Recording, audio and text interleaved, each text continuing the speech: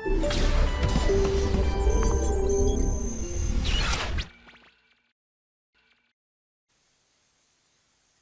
students, welcome to your next revision class for JEE 2021 crash course. और आज के lecture में we will be revising the concepts of probability and we will be solving some of the questions based on that theory and also questions that has been asked in previous years examinations, right? So what is the definition of a probability? The definition of a probability is basically we say that it's a classical definition of a probability. Probability की काफी अलग type से definitions दी गई हैं. So what we study is a classical definition of probability, and it says that if there are total let's say n outcomes of an event, of an experiment, which are mutually exclusive, equally likely and exhaustive. तीन words, तीन terms बहुत important. Mutually exclusive, वो जो n outcomes हैं एक experiment के, they are mutually exclusive. Mutually मतलब आपस में, एक्सक्लूसिव मतलब एक साथ नहीं हो सकते. When you throw, for example, when you throw a pair, when you throw a fair dice, 1 and 2 cannot come simultaneously. या तो 1 आएगा या 2 आएगा या 3 आएगा या 4, कोई भी दो नंबर एक साथ नहीं आ सकते. So all the 6 outcomes 1 2 3 4 5 6 are mutually exclusive, एक साथ नहीं हो सकते, या उन दोनों का इंटरसेक्शन नल सेट है दो इवेंट्स का. ठीक है. Equally likely, equally likely, equally मतलब इक्वल चांसेस हैं, लाइकली मतलब हैपन होने के. वही डाई का एग्जांपल मैं ले रहा हूं. 1 2 3 4, when we throw a dice, जब डाई रोल कर रही होती है, रुकी नहीं है, तो 6 पॉसिबल आउटकम्स जो हैं वो इक्वली लाइकली हैं, इक्वल चांसेस हैं 1 के, 2 के, 3 के, 4 के, 5 के, 6 के आने के. And they are exhaustive. Exhaust हो जाना, फिनिश, जैसे कहते हैं ना रन करते करते एग्जॉस्ट हो गया, कोई स्टेमिना में जाए तो वो सेट एग्जॉस्ट हो गया. उन 6 आउटकम्स के अलावा कोई और आउटकम नहीं है. तो अगर वो n possible outcomes mutually exclusive, exhaustive and equally likely हैं, और out of those n outcomes m favour the condition, जो भी उस क्वेश्चन में कंडीशन दी है, n में से m हमें फेवरेबल लगते हैं, तो प्रोबेबिलिटी ऑफ दैट इवेंट या एक्सपेरिमेंट जो भी है वो क्या हो जाएगी, m by n, favourable upon total outcomes. Total outcomes को जो सेट बनाते हैं that is called a sample space, right. So this is the basic definition of probability, जिसमें ये तीन टर्म्स बहुत इंपॉर्टेंट है, mutually exclusive, exhaustive and equally likely. Based on that complete the concepts of probability चलता रहता है. ठीक है. तो हम धीरे धीरे आगे जो जो टर्म्स इंपॉर्टेंट टर्मिनोलॉजीज हैं वो पढ़ते रहेंगे. So let us start our lecture with a question based on PNC. देखिए प्रोबेबिलिटी एंड PNC, जैसा कि मैंने PNC के लेक्चर में बताया था, बहुत ही क्लोज इंटर रिलेशन इनमें होता है. ठीक है. तो फर्स्ट क्वेश्चन, प्रोबेबिलिटी के लिए भाई कई बार काउंटिंग ही तो करनी है, फेवरेबल आउटकम्स काउंट करने हैं, टोटल आउटकम्स काउंट करने हैं, तो we make use of PNC also. So what a first question is, a 4-digit number is formed using the given digits 0 1 2 3 4. यहाँ 0 है. Here 0 is given in the 5 numbers that have been given, और 4 digit का number बनाना है without repetition, repetition नहीं होना चाहिए. Find the probability that it is divisible by 4. The number is divisible by 4. What is the divisibility of 4? The divisibility of 4 is the last 2 digit of the number should be divisible by 4. First what I will do, I will see how many total 4 digit numbers जो है वो बन सकते हैं. ठीक है ना. तो NS मतलब सैंपल स्पेस में नंबर ऑफ एलिमेंट्स. ठीक है ना. So I have to form a 4-digit number. I have to fill 4 places. I have 5 options, 0 1 2 3 4. How many numbers, how many options do I have to fill at this place? 4, because I cannot fill 0 here. At next place repetition is not allowed. एक number यहाँ भर दिया तो अब 0 के base से पर्दा हट गया, 0 ओपन हो गया, तो 0 ओपन हो गया तो यहाँ पर 4 options, यहाँ 3 options and यहाँ 2 options. So this will come out to be 96. So this is a sample space. All these numbers, 96 numbers are mutually exclusive हैंगे ही यार. भाई एक कोई नंबर बन रहा है 1 2 3 4, तो 1 2 3 5 तो नहीं बन सकता, तो एक्सक्लूसिव, एग्जॉस्टिव, इसके अलावा और कुछ नहीं हो सकते. एंड इन सभी 96 नंबर्स के बनने के इक्वल चांसेस हैं, they are equally likely. So how many of them are divisible by 4? अब मेरे को फेवरेबल निकालना है, नंबर ऑफ एलिमेंट्स फेवरेबल जो होंगे, तो उसके लिए 1 2 3 4 ये लास्ट 2 डिजिट्स मेरे काम के. अब ये लास्ट 2 डिजिट्स मैं इनसे ऐसे बनाता हूं कि वो जो है 4 का मल्टीपल हो। 0 अगर यहाँ है, कितने केस आएंगे वो मैं देख लेता हूँ। फर्स्ट केस आएगा जब यहाँ पर 0 के साथ 4 है, 0 4 राइट, 0 1 0 2 0 3 0 4 खत्म। 1 से स्टार्ट, 1 0 नहीं होता, 1 2 yes. Next case 1 2 1 3 1 4 no, 2 0 yes 2 0, 2 1 2 2 2 3 2 4 yes 2 4, 3 से स्टार्ट होना है, 3 0 no, 3 1 no, 3 2 yes, 3 2 3 4 no, 4 0 yes, 40 divisible by 4, 41 42 43 खत्म। तो 1 2 3 4 5 6 total 6 cases. These are the last 2 digits. Now अगर यहां पर लास्ट 2 डिजिट्स में 0 और 4 आ गया, 0 रिपीटेशन नहीं चल रहा है, 0 4 फिनिश, तो 0 और 4 खत्म हो गए, तो 3 ऑप्शन बचे। तो इनको फिलअप करने के कितने ऑप्शन है मेरे पास? 3 इंटू 2 या 3c2 इंटू 2 फैक्टोरियल भी बोल सकते हैं हम, ठीक है। तो टोटल कितने नंबर आएंगे? 6। अच्छा, अगर यहाँ 1 और 2 है, 1 और 2 फिनिश हो गया, 1 फिनिश 2 फिनिश। अब एक नंबर 0 है, एक 3 है और एक 4 है, तो इसमें 0 तो रख नहीं सकता। तो how many options do I have? 2 options, either 3 और 4। अब फिर 0 ओपन हो जाएगा यहां एक रखने के बाद, तो फिर 2 ऑप्शंस, तो 2 इंटू 2 करेक्ट। तो हाउ मेनी? 4। 2 0 तो अगेन 6, 2 4 0 नहीं है तो 4, 3 2 0 नहीं है तो 4, और 0 यहां आ गया तो 6, ठीक है क्या? सो n of favorable outcomes, how many favorable outcomes? 6 3 times 18 plus 4 3 times, that is 12. 30 numbers out of this 96 will be divisible by 4. So what will be the probability of my event? Probability of my event will be favorable outcomes upon total number of outcomes, that is 30 upon 96, ठीक है। So 10 3 2 5 by 16, that will be the final answer, which is written in option number B. Clear है?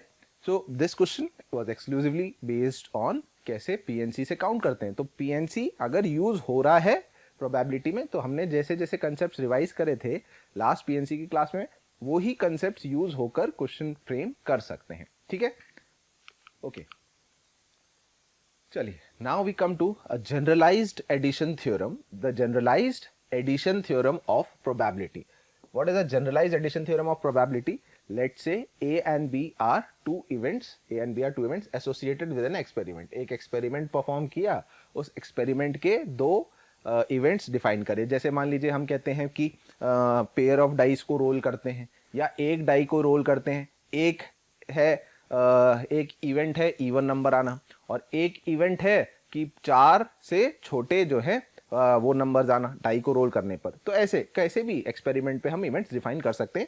ए and B are two events, then इनको कहते हैं Venn diagram. बेटा Venn diagram के through समझना है ना, ये जो चीज लिखी है काफी आसान हो जाता है। जैसे मैं आपको कोशिश करता हूं समझाने की, आई होप आपको इससे काफी आसानी होगी, ठीक है। तो ये तो हो गई बेटा क्या, एक्सपेरिमेंट परफॉर्म किया था, तो ऐसे तो हम बोलते हैं सैंपल स्पेस, ठीक है ना। इन सैंपल स्पेस में से आप बस एक बार ध्यान से सीख लीजिए, इसे कहते हैं सैंपल स्पेस। सैंपल स्पेस में से कुछ आउटकम्स सेट ए में है और कुछ आउटकम्स सेट बी में। अच्छा, इसके कारण कुछ रीजन्स में ये डिवाइड हुआ। मैं इन रीजन्स की नंबरिंग कर रहा हूँ, region number 1, region number 2, region number 3 and region number 4, ठीक। तो ये जो रीजन नंबर 1 प्लस 3 का टोटल आंसर है, क्या ये number of elements of set ए को डिनोट करेगा? करेगा ही ना बेटा। 1 प्लस 3 मतलब ये ए वाला circle, number of elements of set A. 2 plus 3 denotes the number of elements of set B, ठीक है। And 3 denotes number of elements in A intersection B. Common elements है ना ए और बी के, ये वाला जो रीजन है, this is the common region of set A and set B. तो हम उसे इंटरसेक्शन से जो है डिनोट करते हैं। अच्छा, then region number 1 plus 2 plus 3 के जो नंबर ऑफ एलिमेंट्स होंगे, that is number of elements in A union B, ठीक है। अब अगर आप फर्स्ट और सेकंड को ऐड करो तो 1 प्लस 2 प्लस 3 2 टाइम्स आएगा। तो ये वाला फॉर्मूला बनाने के लिए देखिए, हमें 1 प्लस 2 प्लस 3 चाहिए, तो इससे फॉर्मूला बन जाता है n of a union b is equals to n of a plus n of b, n of a plus n of b इन दोनों को ऐड किया था, 1 और 2 तो ऐड हो गए, पर 3 वाला जो रीजन है मैं 2 बार ऐड हुआ, तो एक बार सब्ट्रैक्ट कर दूंगा बेटा यहां से, एक बार इसको, इस इक्वेशन को इन दोनों को ऐड करके सब्ट्रैक्ट करूंगा तो यही बनेगा ना, 1 + 2 + 3 minus n of a intersection b। So this is called a generalised addition theorem. ठीक है, यही यहां पर भी लिखी हुई है। ठीक है ना, तो ये वेन डायग्राम के थ्रू मैंने समझा दिया। रीजन्स की नंबरिंग करते हैं तो बहुत आसानी से समझ में आता है। अच्छा, what is this fourth region? Fourth region denotes number of elements which are not in A and also not in B. ना तो ए के अंदर है ना बी के अंदर है। ए नॉट, ए में था 1 3, ए नॉट मतलब कॉम्प्लीमेंट 2 और 4 आएगा। ठीक है, और बी नॉट, बी में 2 3 था, बी का कॉम्प्लीमेंट 1 4 आएगा। तो ए कॉम्प्लीमेंट में क्या क्या था बेटा? 2 + 4, और इसका इंटरसेक्शन लिया हमने 1 + 4 के साथ। समझ में आ रहा है? ऐसे सोचो, तो नंबरिंग करने से रीजन्स जो है वो बहुत आसानी से दिखते हैं। ठीक, इसको अपन ऐसे भी लिख सकते हैं, n of A union B का होल कॉम्प्लीमेंट। ठीक है, this is called De Morgan's law. आगे मैंने ये मेंशन कर रखा है कि ए यूनियन, ये लिखा हुआ ए यूनियन बी का होल कॉम्प्लीमेंट जो होता है A complement intersection B complement. तो यहां देखो, A complement intersection B complement को ए यूनियन बी का होल कॉम्प्लीमेंट भी लिख सकते हैं, या हम इसको number of elements in sample space minus number of elements in A union B से भी डिनोट कर सकते हैं। तो यूजिंग वेन डायग्राम्स हम बहुत सारे जो ऐसी चीजें हैं इजीली हम कैलकुलेट कर सकते हैं, प्रोबेबिलिटी निकाल सकते हैं। सेट थ्योरी में शायद आपने ये सब चीजें पढ़ी होंगी, नहीं पढ़ी होंगी तो हम रिवीजन करेंगे, उसका भी लेक्चर होगा, आएगा तो आप वहां पे देख लीजिएगा। Right, so we can solve in this way. ठीक, so these two are called De Morgan's law. A union B का होल कॉम्प्लीमेंट को अगर हम कॉम्प्लीमेंट इंडिविजुअल पे ले जाते हैं तो इंटरसेक्शन में कन्वर्ट हो जाता है, उल्टा ऐसा इसमें भी हो जाता है। ठीक है ना, ऐसी यूनियन और कॉम्प्लीमेंट इंटरसेक्शन में डिस्ट्रीब्यूटिव लॉज जो है वो भी वैलिड होती हैं। ठीक है, यही चीज अगर हम 3 इवेंट्स के लिए बात करते हैं तो हम ये वेन डायग्राम जो है 3 इवेंट्स के लिए भी बना लेते हैं। ठीक, नंबरिंग करनी है, नंबरिंग कर लेते हैं, region number 1, region number 2, region number 3, region number 4 5 6, ये बीच में 7th रीजन और ये 8th। तो ये हमेशा अंदर इनर मोस्ट रीजन से स्टार्ट करेंगे तो आसान रहेगा। ये जो 7th रीजन है, 7th रीजन क्या डिनोट करता है? Number of elements in A intersection B intersection C. ठीक, अब जैसे मैं आपसे 4 + 7 पूछूं, ध्यान से सुनना, 4 + 7 ये दिख रहा है आपको? 4 + 7 मतलब ये इतना आएगा, करेक्ट है? तो ये वाला जो एलिमेंट है, क्या ये ए सेट और बी सेट का इंटरसेक्शन है? It can be written as n of A intersection B. अच्छा, अब मेरे को 4th लिखना है, 4th रीजन मतलब सिर्फ ये जो ऊपर है इतना सा अगर मुझे लिखना है, right, this one, this region I have to write. तो ये जो है ए इंटरसेक्शन बी में से ये तीनों का इंटरसेक्शन जो है घटा दिया जाएगा, n of A intersection B minus n of A intersection B intersection C. उसी को इन्होंने यहां पे लिखा हुआ है A intersection B intersection C not. A और बी में तो था, पर उसमें से ये रीजन हटाना था, तो ये रीजन वो है जो सी के साथ कॉमन था, तो उसके इंटरसेक्शन सी नॉट के साथ कर दिया। तो यही सब चीजें यहां पर जो है लिखी गई हैं। तो हम इसको भी वेन डायग्राम के थ्रू कभी 3 इवेंट्स का हमें बनाना पड़े तो हम कर सकते हैं। अब इसमें कई बार लिखता है एग्जैक्टली 1 इवेंट हैपनिंग, एग्जैक्टली 1, तो एग्जैक्टली 1 इवेंट हैपनिंग का मतलब 1 region plus 2 region plus 3 region, पर क्योंकि 1 जो है एक्सक्लूसिव ए में है, 2 सिर्फ बी में, 3 सिर्फ सी में। अच्छा, exactly 2 of the events happening, exactly 2 का मतलब 4 5 और 6, 4 में ए एंड बी हो रहे हैं, 5 में ए एंड सी हो रहे हैं, 6th रीजन में बी एंड सी हो रहे हैं। तो इन एलिमेंट्स, इन रीजन के जो एक्सपेरिमेंट परफॉर्म करके जो इनकी वैल्यूज आ रही है, इस पे नंबर ऑफ एलिमेंट्स आ रहे हैं, वो हम ऐड कर लेंगे, और सैंपल स्पेस जो होता है वो हमें टोटल आउटकम्स देता ही है, तो फेवरेबल अपॉन सैंपल स्पेस करके भी हम प्रोबेबिलिटी तक पहुंच सकते हैं। ठीक है, तो ये भी काफी इंपॉर्टेंट चीज है। नंबरिंग करके करने से ये जो फॉर्मूले हैं, इतने लंबे लंबे फॉर्मूले जरूरी नहीं है कि हम याद रखें। ठीक है, अब जैसे फिर भी याद रखना है, अगर आप याद रखना चाहते हैं तो you can remember the first one, A और बी और सी मतलब probability of A union B union C. तो इसका formula probability of A plus probability of B plus probability of C minus A intersection B, B intersection C intersection है, दोनों का intersection minus करना है, और plus A intersection B intersection C. तो ये 3 इवेंट्स का जनरलाइज्ड एडिशन थ्योरम होता है। If you want you can remember it, नहीं तो ऐसे तो याद रखने वाली बहुत सारी चीजें हैं। कहीं भी कंफ्यूजन आए, जैसा मैंने बताया, वेन डायग्राम बनाओ, रीजन्स मार्क करो, कंफ्यूजन दूर हो जाएगा। ठीक, ओके, नाउ देयर कम्स एक नोट है, इसको भी आप पढ़ सकते हैं। 3 इवेंट्स, देखिए 2 इवेंट्स म्यूचुअली एक्सक्लूसिव कब होते थे? जब उन दोनों इवेंट्स का इंटरसेक्शन नल सेट होता था। 3 events are pairwise mutually exclusive, they are pairwise mutually, pairwise मतलब ए इंटरसेक्शन बी भी 0 है या उसका प्रोबेबिलिटी जो है 0 है, या A intersection B null set है, B intersection C null set था तो उसकी प्रोबेबिलिटी 0, सी इंटरसेक्शन ए जो था वो भी 0 तो उसकी प्रोबेबिलिटी 0, देन वो तीनों आपस में भी म्यूचुअली एक्सक्लूसिव होंगे, वो तीनों आपस में म्यूचुअली एक्सक्लूसिव। पर इसका कन्वर्स ट्रू नहीं है। ये चीज अगर मैं आपको समझाने के लिए बताऊं तो कुछ ऐसा हो सकता है। देखो ये ए सेट है, ये बी सेट है, ये सी सेट है, ए बी और ये सी सेट। तो अगर मैं आपसे इसमें probability of A intersection B intersection C पूछूंगा तो 0 आएगा, तीनों का आपस में कॉमन नहीं आ रहा है। पर ये ध्यान रखें पेयर वाइज म्यूचुअली एक्सक्लूसिव नहीं है, ए इंटरसेक्शन सी भी आ रहा है, बी इंटरसेक्शन सी भी आ रहा है और ए इंटरसेक्शन सी भी आ रहा है, ठीक है। तो इस स्टेटमेंट का कन्वर्स ट्रू नहीं होता। पर अगर 3 में से पेयर वाइज तीनों म्यूचुअली एक्सक्लूसिव हैं तो वो तीनों म्यूचुअली एक्सक्लूसिव होंगे, ठीक है। चलिए now let us do some questions. In throwing, question पढ़ेंगे है ना, और आप लोग अटेम्प्ट करेंगे। In throwing of a die, एक डाई को फेंका है, let A be the event an odd number turns up. बढ़िया, मैं ए सेट के अंदर क्या क्या पॉसिबिलिटी है वो लिखता रहता हूं। Odd number 1 3 5, 3 possible outcomes. B में क्या लिखा है जरा पढ़ें। B the event a number divisible by 3 turns up. तो डाई को जब रोल कर रहे हैं तो डिविजिबल बाय 3 कौन कौन से नंबर होंगे? 3 एंड 6, ठीक है, 3 और 6। And C be the event a number less than equals to 4 turns up. तो सी के अंदर क्या टोटल 1 2 3 4 4 पॉसिबल आउटकम्स हो सकते हैं सी सेट में। Then find the probability that exactly 2 of A, B and C occurs. We have to find the probability that exactly 2 events, तीन में से exactly 2 occur हो रहे हैं। तो बेसिकली हमें क्या निकालना है, मैं आपको वापस दिखाता हूं। We have to find exactly 2 कब होगा? 4 + 5 + 6, ठीक है क्या? अच्छा, तो अगर मैं ये चीज फाइंड करना चाहता हूं इसमें, तो मैं पहले A इंटरसेक्शन B फाइंड कर सकता हूं ना, ए इंटरसेक्शन बी। तो ए इंटरसेक्शन बी में कौन कौन से एलिमेंट्स कॉमन आ रहे हैं बेटा? सिर्फ 3 कॉमन आ रहा है क्या? ए इंटरसेक्शन बी के अंदर सिर्फ 3 कॉमन है।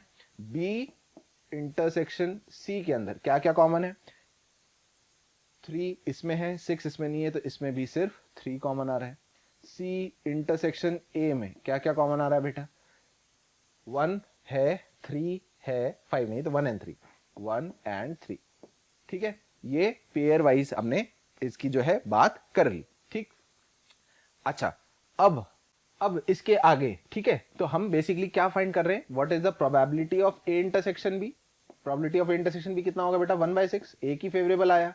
Probability of B intersection C कितना होगा? ये भी 1/6। And probability of C intersection A कितना होगा बेटा? 2/6। ये तो आ गया। अब क्योंकि हमें एग्जैक्टली 2 इवेंट्स निकालना था, अब आप सोचो, मैं आपको वापस से समझाऊं। अगर आपने ए इंटरसेक्शन बी निकाला, ध्यान से सुनना, तो ए इंटरसेक्शन बी में 4 + 7 आया। बी इंटरसेक्शन सी में ये वाला रीजन, तो 6 + 7 आया। और ए इंटरसेक्शन सी जब किया, ए और सी का इंटरसेक्शन, तो ये वाला रीजन ऐसे आया, ठीक है ना। तो उसमें 5 और 7 आया। तो क्या हो रहा था, यहां मैं लिखता हूं, शायद आपको समझ में आ जाए। यहां कौन कौन सा रीजन था? 4 + 7, यहां था 6 + 7 और यहां था 5 + 7। हमें एग्जैक्टली 2 वाला चाहिए, मतलब हमें 4 + 6 + 7 चाहिए। तो जब मैं इन तीनों को ऐड करूंगा तो उसमें 7th रीजन 3 बार ऐड हुआ, तो क्या मुझे वो 3 टाइम्स सब्ट्रैक्ट करना पड़ेगा? तो बेसिकली हम एक probability of A intersection B intersection C जो है 7th रीजन यही होता था, ये भी देख लेते हैं। तीनों में कॉमन क्या है? एक ही एलिमेंट है सिर्फ 3, तो इसकी प्रोबेबिलिटी होगी 1/6, ठीक है। So what will be our required answer? 1/6 plus 1/6 plus 2/6 minus 3 into क्यों? 7th रीजन वाला आंसर इन तीनों को ऐड करने में 3 बार ऐड हुआ, तो हमें वो 3 बार सब्ट्रैक्ट करना पड़ेगा। एग्जैक्टली 2 वाला चाहिए तो into 1/6, ठीक है ना। 2 3 4 4 - 3 1, so our answer becomes 1/6, which is written in option number C. Clear है? वेन डायग्राम की पिक्चर दिमाग में रखोगे तो सॉल्व करना काफी आसान हो जाता है। क्लियर? एग्जैक्टली 2 लिखा था, तो एग्जैक्टली 2 मतलब fourth region plus fifth region plus six region, Venn diagram देख लीजिएगा आप। और 4 प्लस 5 प्लस 6, 4 5 6 इसमें आता है, दो दो के इंटरसेक्शन वाले में। अब जब दो दो का इंटरसेक्शन लिया तो सेवंथ रीजन 3 बार जुड़ गया, तो सेवंथ रीजन वाला मतलब तीनों का कॉमन निकाल के उसको हमने 3 बार सब्ट्रैक्ट कर दिया, आंसर तक पहुंच गए। ठीक है, चलिए आगे चलते हैं। Let A and B be two events such that probability that exactly one of them occurs is 2 by 5. Exactly one of them occurs is 2 by 5 and the probability that A or B occurs is 1 by 2. ठीक है, तो दो events है, then the probability of both of them occurring together. चलो सबसे पहले जरा Venn diagram बनाई जाए। वेन डायग्राम में दो इवेंट्स हैं, ये A है, ये B है, ये 1 है, ये 2 है, ये 3 है और ये 4 है। ठीक है, क्या दे रखा है? Such that the probability that exactly one of them occurs. Exactly one of them occurs का क्या मतलब हुआ? या तो ये 1 वाला रीजन है या ये 2 वाला रीजन है। ठीक है ना, 1 और 2 को जोड़कर जो नंबर ऑफ एलिमेंट्स है उनकी प्रोबेबिलिटी कितनी है? 2 by 5 and probability that A और B अकर्स। अच्छा, A और B का मतलब क्या होता है? Probability of A union B। Probability of A union B कितना हो गया? 1 by 2। इसमें कौन कौन से रीजन आएंगे?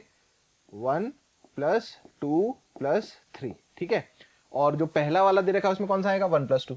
प्रोबेबिलिटी तो मैं ऐसे लिख लेता हूं, 1 प्लस 2 वाला जो रीजन है उसकी प्रोबेबिलिटी कितनी दे रखी है हमें? 2 by 5। ठीक, तो इन दोनों की हेल्प से यहां से 1 प्लस 2 को अगर मैं यहां पे 2 by 5 रखूं तो थर्ड रीजन वाले की प्रोबेबिलिटी आ जाएगी कितनी? 1 by 2 माइनस 2 by 5। ठीक है, 10, 5 minus 4 that is 1 by 10। Third region क्या डिनोट करता है? थर्ड रीजन ये वाला क्या डिनोट करता है? इंटरसेक्शन। तो probability of A intersection B comes out to be 1 by 10। ठीक, पूछा क्या था? Both of them occur together, then probability both of them. तो बोथ ऑफ देम ही तो है, दोनों अकर टुगेदर 1 by 10 मतलब 0.1। खत्म। डी बहुत फास्ट होता है बेटा अगर हम इसे रिलेट करते हैं तो, बस आपने समझना है। वापस से समझाऊं, अगर मैं probability that exactly one of them occurs, exactly दोनों में से एग्जैक्टली एक हो रहा था, तो दोनों में से अगर एग्जैक्टली एक हो रहा था तो इसका मतलब कौन सा वाला रीजन हो गया बेटा? 1 वाला और 2 वाला। तो 1 प्लस 2 की कंबाइंड प्रोबेबिलिटी की वैल्यू 2 by 5 दे रखी है। और A और B मतलब 1 प्लस 2 प्लस 3 की कंबाइंड टोटल प्रोबेबिलिटी 1 by 2 दे रखी है। तो इन दोनों की हेल्प से मैंने कौन सा? थर्ड वाले रीजन की वैल्यू निकाल ली, थर्ड वाले रीजन की प्रोबेबिलिटी की 1 by 10 आ रही थी। और हमसे क्वेश्चन में यही तो पूछा था, आप ध्यान से देखो, यही तो पूछा गया है, probability of both of them occur together. खत्म, आ जाएगा आंसर। ठीक, अच्छा मान लीजिए वो बोलता कि probability that none of them occurs, तो हम 1 में से A यूनियन B वाला सब्ट्रैक्ट करके जो फोर्थ रीजन है वो भी निकाल सकते थे। Anything you can do. ठीक, नेक्स्ट चलें आगे। ठीक है बेटा, अब हम आते हैं कंडीशनल प्रोबेबिलिटी। तो देखिए मतलब बहुत चांसेस हैं कंडीशनल प्रोबेबिलिटी से ही जो है मैक्सिमम जो है क्वेश्चन पूछा जा सकता है। अब जो कंडीशनल प्रोबेबिलिटी है, या आप सबको ही नाम सुना होगा आपने बेस थ्योरम जो हम कहते हैं, that is also conditional probability, वो भी कंडीशनल प्रोबेबिलिटी ही है। देखिए अगर आप प्रोबेबिलिटी को फॉर्मूले से याद करने की कोशिश करेंगे ना तो आपको बहुत टफ लगेगा, और जो मैं आपको बता रहा हूं समझने की कोशिश करेंगे लॉजिकली बिल्कुल, ठीक है ना, तो बहुत आसान लगेगा। कुछ फॉर्मूले हैं जो मैंने आपको बोला वो याद तो करने ही हैं, but it's more of a logical type of thing, तो आप ज्यादा आसानी से क्वेश्चन सॉल्व कर पाएंगे। ठीक है, कंडीशनल प्रोबेबिलिटी क्या होती है? कंडीशन लग गई कोई, या if A and B are two events then इसको क्या बोलते हैं? इसको पढ़ते कैसे हैं? Probability of A given B. कैसे पढ़ते हैं? A given B. ठीक है ना, इसका क्या मतलब है? What is the probability of happening of A if B has already happened. B already हो चुका है, एक इवेंट हो चुका है, उसके होने के बाद ए के होने की क्या प्रोबेबिलिटी है? कंडीशन आ गई वहां पर।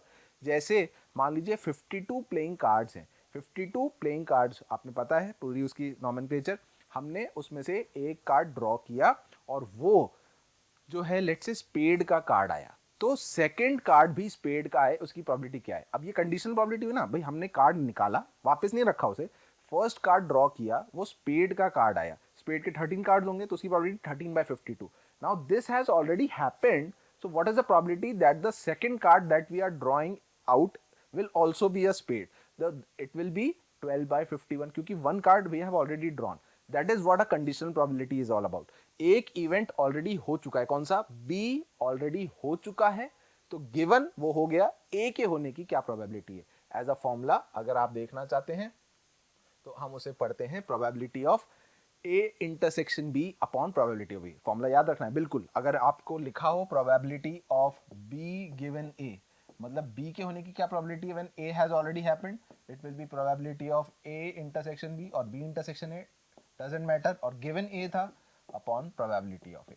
ठीक है, इसको ऐसे भी लिख सकते हैं, प्रोबेबिलिटी ऑफ दो इवेंट्स के एक साथ होने की चांसेस। मान लीजिए पहले ए हो रहा था, तो ए की प्रोबेबिलिटी इनटू अब probability of B given A already हो चुका है, क्रॉस मल्टीप्लाई कर सकते हो, and this can be extended to any number of events. तो एज अ फॉर्मूला वाइज अगर आप लिखकर करना चाहते हो तो नो इश्यूज, आप फॉर्मूले से करो, पर मैं आपको ये सजेस्ट करूंगा कि समझ के करो। ये हो गया, उसकी प्रोबेबिलिटी इनटू अगले की, ये हो चुका है तो अगले की क्या प्रोबेबिलिटी है। ठीक है, तो इसको ऐसे लिख सकते हैं, A probability into now probability of B given A हो चुका है into probability of C given A भी हो चुका है और बी भी हो चुका है। So it can be extended to any number of events in this way.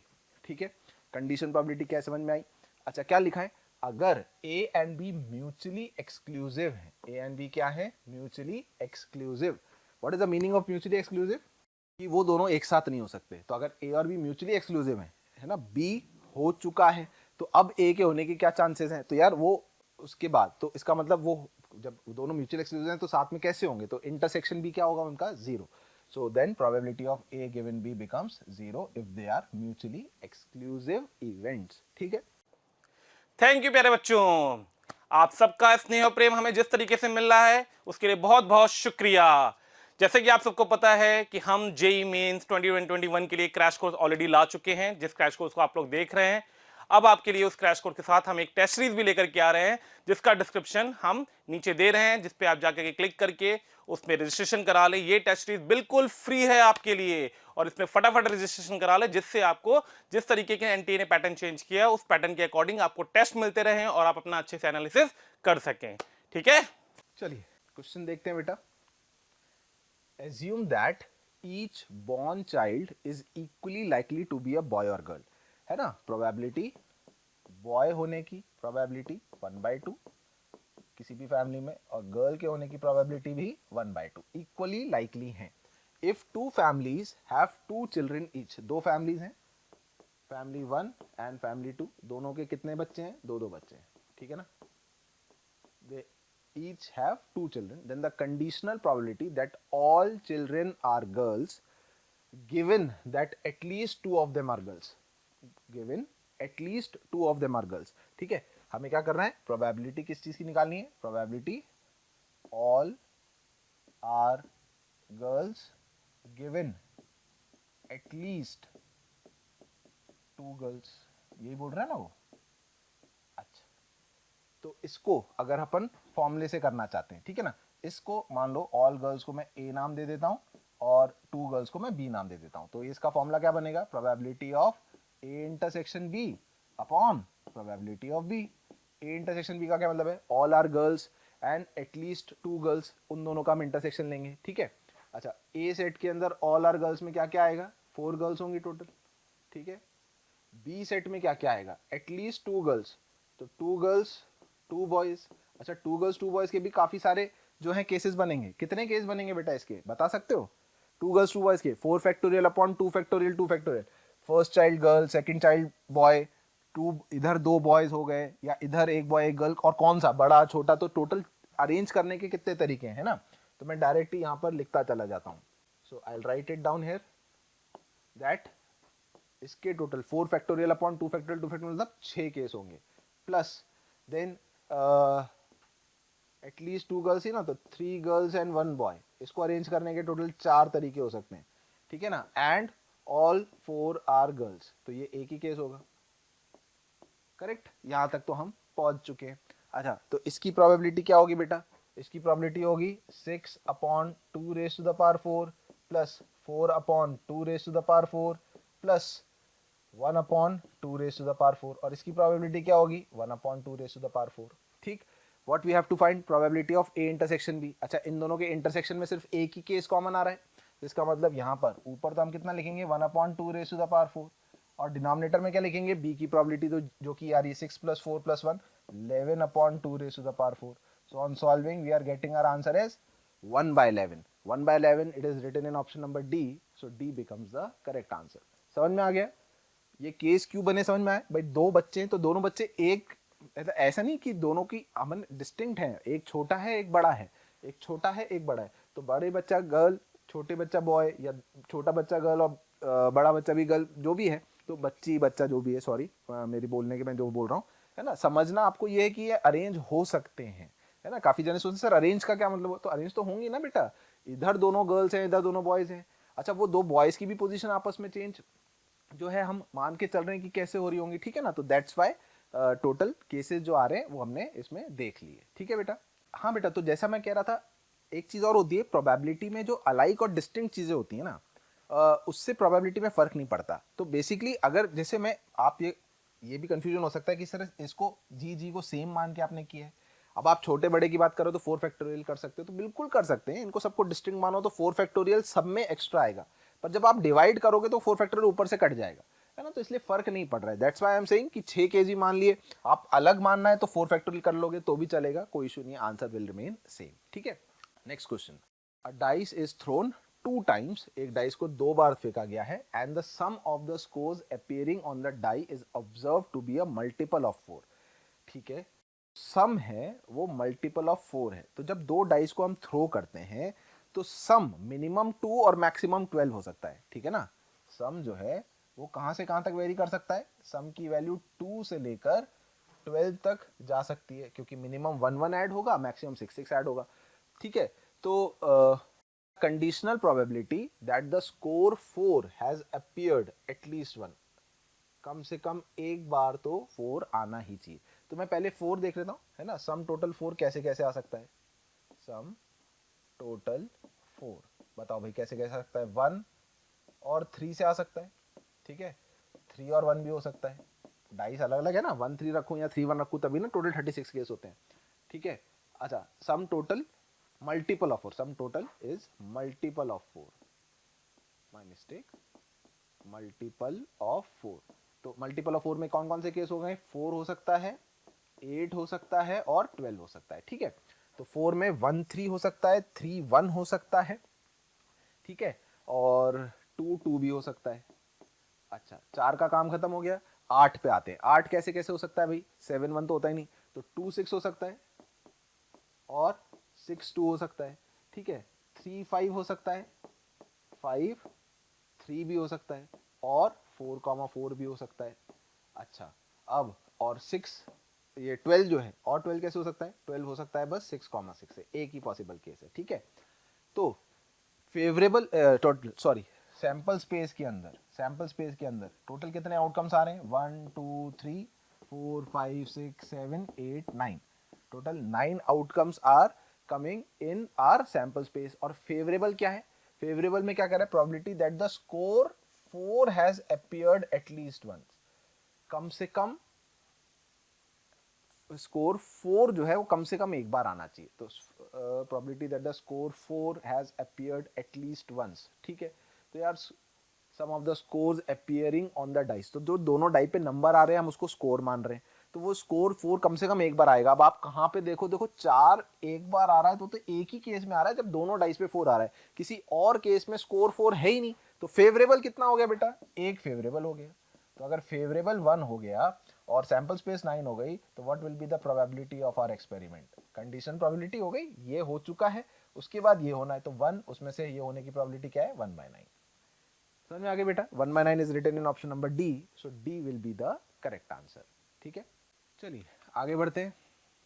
Next question we have been given, ये जो हमने फॉर्मूला करे दैट फॉर्मूला बेस्ड या वेन डायग्राम से थोड़ा इंटरप्रेट कर लेंगे, अटकेंगे तो. Let us see, probability of A given B is 0.2, probability of B is 0.5 and probability of A is 0.2. You have to find probability of A intersection B naught. A intersection B naught क्या होता है यार, ये A intersection B naught जरा से भी confuse ना हो हम, जल्दी से वेन डायग्राम अगर बना लेंगे, A है और ये B है, ये 1 था, ये 2 था, ये 3 था, ये 4 था. A में क्या क्या आ रहा है बेटा, A में आ रहा है 1 + 3 और बी नॉट में क्या क्या आ रहा है, बी में 2 3 था, बी में 2 3 था, बी नॉट में 1 4 है, बी नॉट में 1 4 है, तो इंटरसेक्शन में क्या आ गया, इसमें 1 आ गया। ठीक है, तो इसका मतलब ये जो लिखा हुआ है, क्या मैं इसको probability of A minus probability of A intersection B भी लिख सकता हूँ? बिल्कुल लिख सकते हैं। प्रोबेबिलिटी ऑफ ए तो पता है, बस probability of A intersection B आ जाए, मजा आ जाएगा। अच्छा, probability of A given B का क्या फॉर्मूला होता है? Probability of A intersection B upon probability of B, correct. This is given to be 0.2, probability of B कितना है, 0.5, तो probability of A intersection B becomes 0.2 into 0.5। ठीक है, तो what this becomes 0.1, correct. Now probability of A intersection भी हमारे पास आ गया, तो ये वाली वैल्यू जो हमें कैलकुलेट करनी थी, what is probability of A, 0.2 minus 0.1, so our final answer becomes 0.1। 0.1 is written in option number A, that will be the correct answer. Simple, बहुत इजीली हमें किस रीजन पे कहाँ तक पहुँचना है इससे समझ में आ जाता है। आप वैसे ही कंफर्टेबल हैं तो वेल एंड गुड, और जो नहीं है कंफर्टेबल, मैं आपको यही सजेस्ट कर रहा हूँ कि वेन डायग्राम जस्ट बना लो, 5 सेकंड भी नहीं लगते समझने में कि कौन सा रीजन किस रीजन के प्रोबेबिलिटी की वो बात कर रहा है। ठीक है, चलिए next we come to independent events. ठीक है, very important this is also, और बहुत सारे स्टूडेंट्स बेटा इंडिपेंडेंट इवेंट्स और म्यूचुअली एक्सक्लूसिव में कई बार कंफ्यूज होते हैं। इंडिपेंडेंट इवेंट्स क्या है? 2 events are said to be independent if occurrence और नॉन अकरेंस, अकरेंस मतलब उन दोनों इवेंट्स का होना या ना होना does not effect the chances of occurrence और non occurrence of the other. एक इवेंट हो रहा है तो उस इवेंट के होने से दूसरे इवेंट के होने पे कोई फर्क ना पड़े, ऐसे इवेंट्स इंडिपेंडेंट कहलाते हैं। ठीक है, मतलब इंडिपेंडेंट इवेंट्स एक साथ हो सकते हैं, 2 इवेंट्स एक साथ हो सकते हैं, इंडिपेंडेंट हो वो। जैसे हमने 52 प्लेइंग कार्ड में से एक कार्ड निकाला, पहला कार्ड जो था वो स्पेड का 2 था मान लो, या स्पेड का एस था। 52 कार्ड में से कार्ड निकाला, वो स्पेड का एस था, हमने देखा, रख दिया वापस उसी 52 कार्ड में से। अब जब हम दूसरा कार्ड निकाल रहे हैं तो वो भी स्पेड का एस हो सकता है, बिल्कुल हो सकता है, क्योंकि वो सैंपल स्पेस वापस बन गई। जब वो सैंपल स्पेस बन गई तो ये जो नया हमने कार्ड निकाला था, ये नया एक्सपेरिमेंट है। पहला वाला एक्सपेरिमेंट और इस वाले एक्सपेरिमेंट में कोई लेना देना नहीं है, समझ में आ रही बात? तो ये दोनों है इंडिपेंडेंट इवेंट्स, और वो कार्ड निकाल के हम अपने पास रख लेते, उन 52 कार्ड में दोबारा नहीं रखते, तो दोबारा वो चीज नहीं आ सकती। जो कार्ड उसमें वापस नहीं रखा वो कार्ड दोबारा नहीं निकल सकता है। ठीक है ना, तो they are called mutually exclusive. Mutually exclusive एक ही एक्सपेरिमेंट कंटिन्यूएशन होता है, तो उसमें 2 चीजें एक साथ नहीं हो सकती। और इंडिपेंडेंट 2 अलग अलग एक्सपेरिमेंट परफॉर्म हो रहे हैं, है ना, और पहले क्या होना दूसरे के होने या ना होने पे फर्क नहीं डालता, then they are called independent events. ठीक है ना, तो मैथमेटिकली कैसे चेक करेंगे? अगर आपने चेक करना है कि 2 इवेंट्स इंडिपेंडेंट है, तो probability of A intersection B किसके बराबर होगा? Probability of A into probability of B. Mutually exclusive होता था तो प्रोबेबिलिटी ऑफ इंटरसेक्शन भी तो 0 होता था, कि वो दोनों एक साथ नहीं हो सकते। ठीक है ना, then A and B are called independent. 2 events independent है तो you will check using this formula, and A and B are independent, right. This is also very much important. अगर ए और बी इंडिपेंडेंट है तो बाकी के जैसे ए not be not भी इंडिपेंडेंट होंगे, ए बी नॉट कर लो या ए नॉट बी कर लो। बेसिकली अगर ए और बी इंडिपेंडेंट है और कभी ऐसा लिखा आ जाए probability of A intersection B बताओ, पता है कि ए और बी इंडिपेंडेंट है और तब probability of A not intersection B लिखना है, तो you can directly write it as probability of A not into probability of B. Check करने की जरूरत नहीं है, ये चीज याद रखनी है। If A and B are independent then any of these 2 event जो ए बी सी में लिखे हैं सब आपस में इंडिपेंडेंट होते हैं। ठीक, if A and B are independent then probability of A intersection B, formula बताना जरा क्या था? Probability of A intersection B upon probability of B. क्या मतलब हुआ? ए इंटरसेक्शन बी को क्या मैं probability of A into probability of B upon probability of B लिख सकता हूं? प्रोबेबिलिटी ऑफ बी से कट गया यार। लॉजिकली मैथमेटिकली तो देख लिया, लॉजिकली भी समझना चाहिए। इसका मतलब क्या था? ए के होने के चांसेस क्या है यदि बी हो चुका है। अब ए और बी इंडिपेंडेंट है, ए का होना बी के होने या ना होने से फर्क ही नहीं पड़ रहा है। बी हो चुका है, बी हो चुका है, डाइस फेंकी थी, डाइस फेंक दी। अब हम 52 कार्ड में से एक कार्ड ड्रॉ कर रहे हैं, तो 52 कार्ड में से कार्ड ड्रॉ कर रहे हैं तो उसमें डाइस पे कोई भी नंबर आए उससे कोई फर्क नहीं पड़ रहा है, ऐसे समझ लो। तो probability of A given B तो प्रोबेबिलिटी ऑफ ए के ही बराबर होगा ना। बी का होना या ना होना ए के होने पे कोई कंडीशन नहीं दे रहा है, सो इस कंडीशन प्रोबेबिलिटी को हम डायरेक्टली प्रोबेबिलिटी ऑफ ए लिख सकते हैं। और नहीं ऐसे समझ में आता है तो मैथमेटिकली तो हम देख ही सकते हैं, ठीक है। ठीक है, and if events are not independent, मतलब अगर ये वाला फॉर्मूला वैलिड नहीं है तो then they are said to be dependent, मतलब वो एक दूसरे पे डिपेंड कर रहे हैं, ठीक है। ये जो पढ़े हमने ये था सारा इंडिपेंडेंट इवेंट्स। दो इंडिपेंडेंट बेसिकली दो इवेंट्स कब होते हैं। अच्छा, बात कर सकते हैं तीन या ज्यादा इवेंट्स है मान लो, तो उनकी इंडिपेंडेंसी कैसे चेक करेंगे। तो तीन इवेंट्स की इंडिपेंडेंसी के लिए टोटल 4 कंडीशंस आती हैं कि वो पेयर वाइज, 3 से ज्यादा मुझे नहीं लगता आपसे पूछेंगे, तो 3 तक का याद रखें। अगर मैथमेटिकली 3 इवेंट्स इंडिपेंडेंट चेक करना है तो वो पेयर वाइज तो इंडिपेंडेंट होने चाहिए और तीनों आपस में भी इंडिपेंडेंट होने चाहिए। मतलब pairwise A intersection B की probability of A into B, ऐसे ही B intersection C probability of B into C, same with C and A. And also fourth condition probability of A intersection B intersection C should be equal to probability of A into probability of B into probability of C होना चाहिए। तो हम चारों चीजें, कोई भी एक condition अगर वैलिड नहीं है तो वो तीनों इवेंट्स इंडिपेंडेंट नहीं होंगे, ठीक है। So they must be independent in pairs as well as mutually independent, and similarly for n events. I don't think कि ये आपको इतना कुछ खास काम आने वाला है, 3 तक के लिए याद रखो, ठीक है। चलिए, now let us do one question based on this concept. Let A and B two independent events. सबसे बढ़िया बात है पहले ही ये लिख दिया, तो हम इसको पहले ही मेंशन कर लेते हैं कि जहाँ भी probability of A intersection B आएगा मैं उसे probability of A into probability of B से प्रोसीड कर लूंगा। Probability of A 1/3, probability of B 1/6, तो ये 1/18 तो पहले से ही पता है।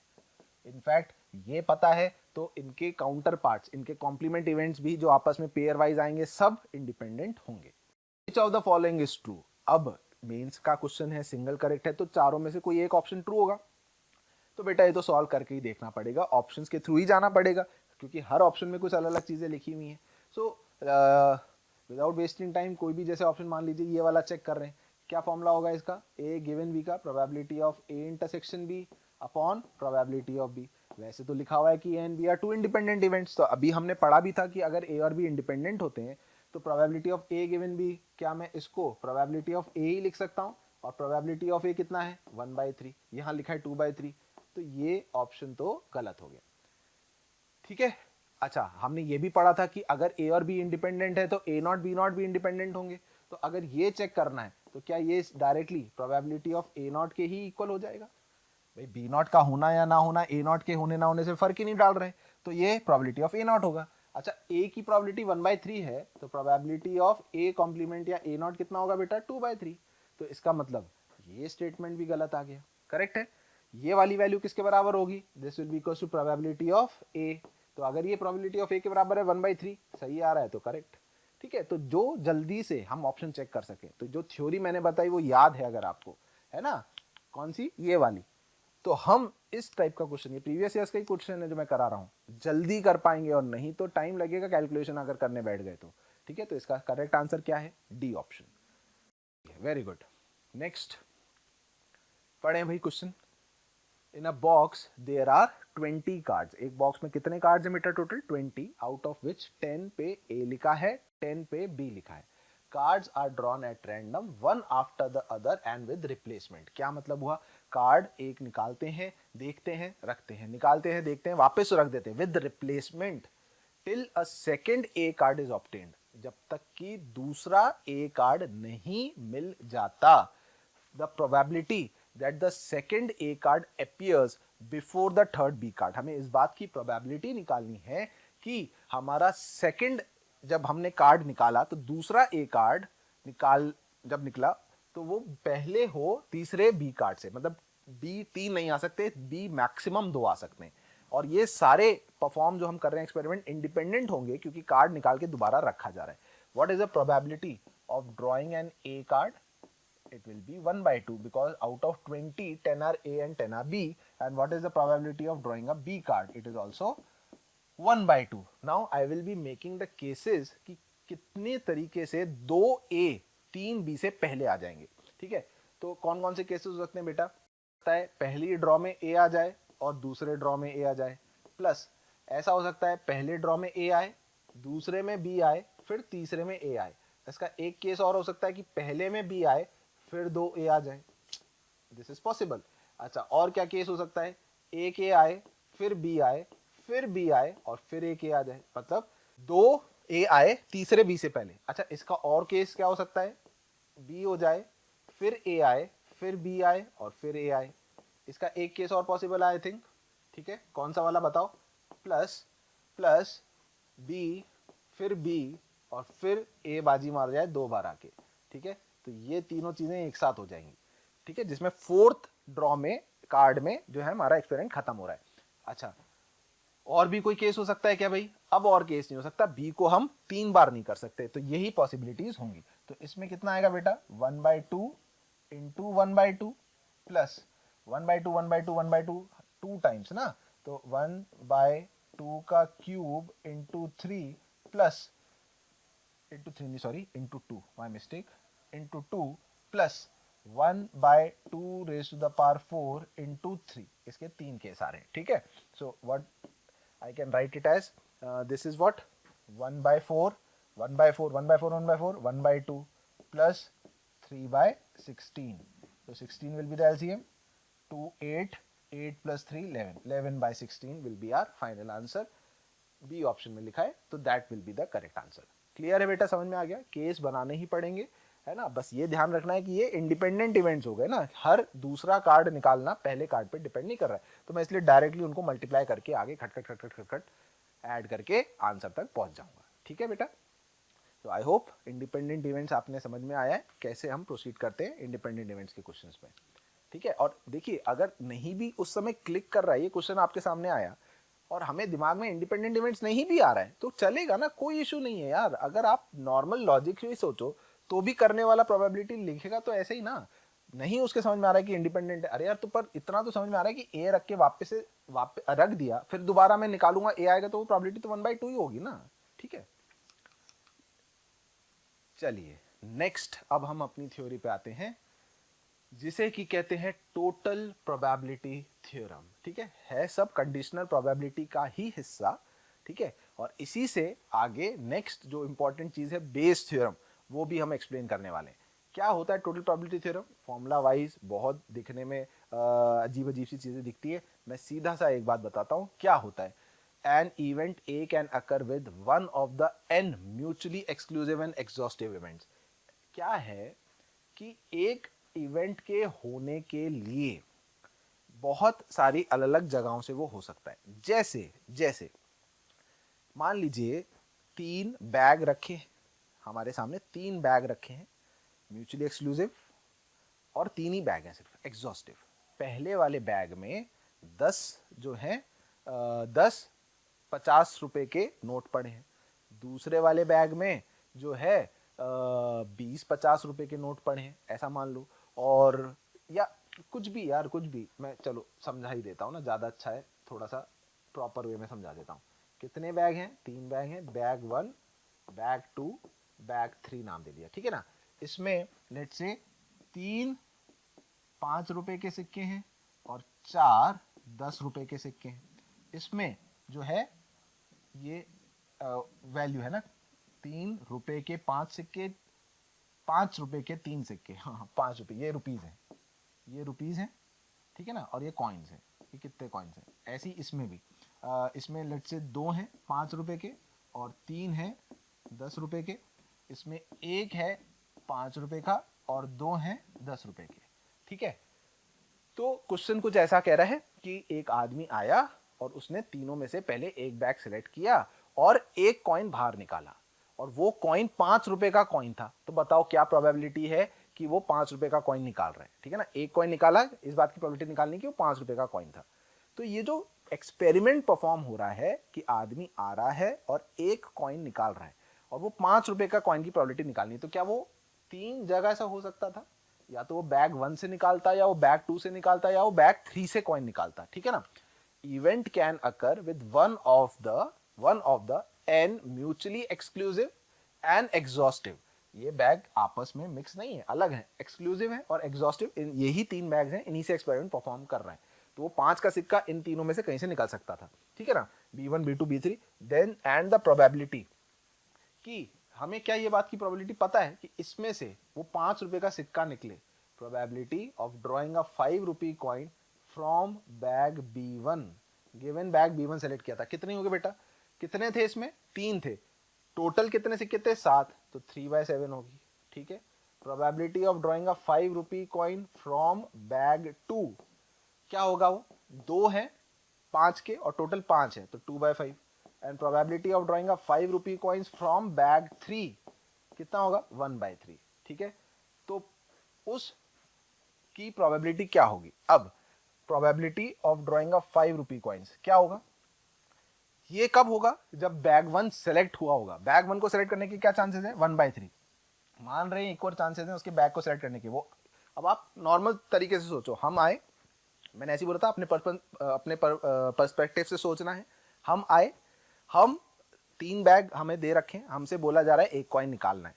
अब क्या प्रोबेबिलिटी हमारी कि वो कॉइन 5 रुपए का होगा, तो मैं पहले मन बनाऊंगा कि बैग 1 लूं कि बैग 2 सेलेक्ट करूं कि बैग 3, तो तीनों को इक्वल चांसेस हैं, 1/3 1/3 1/3।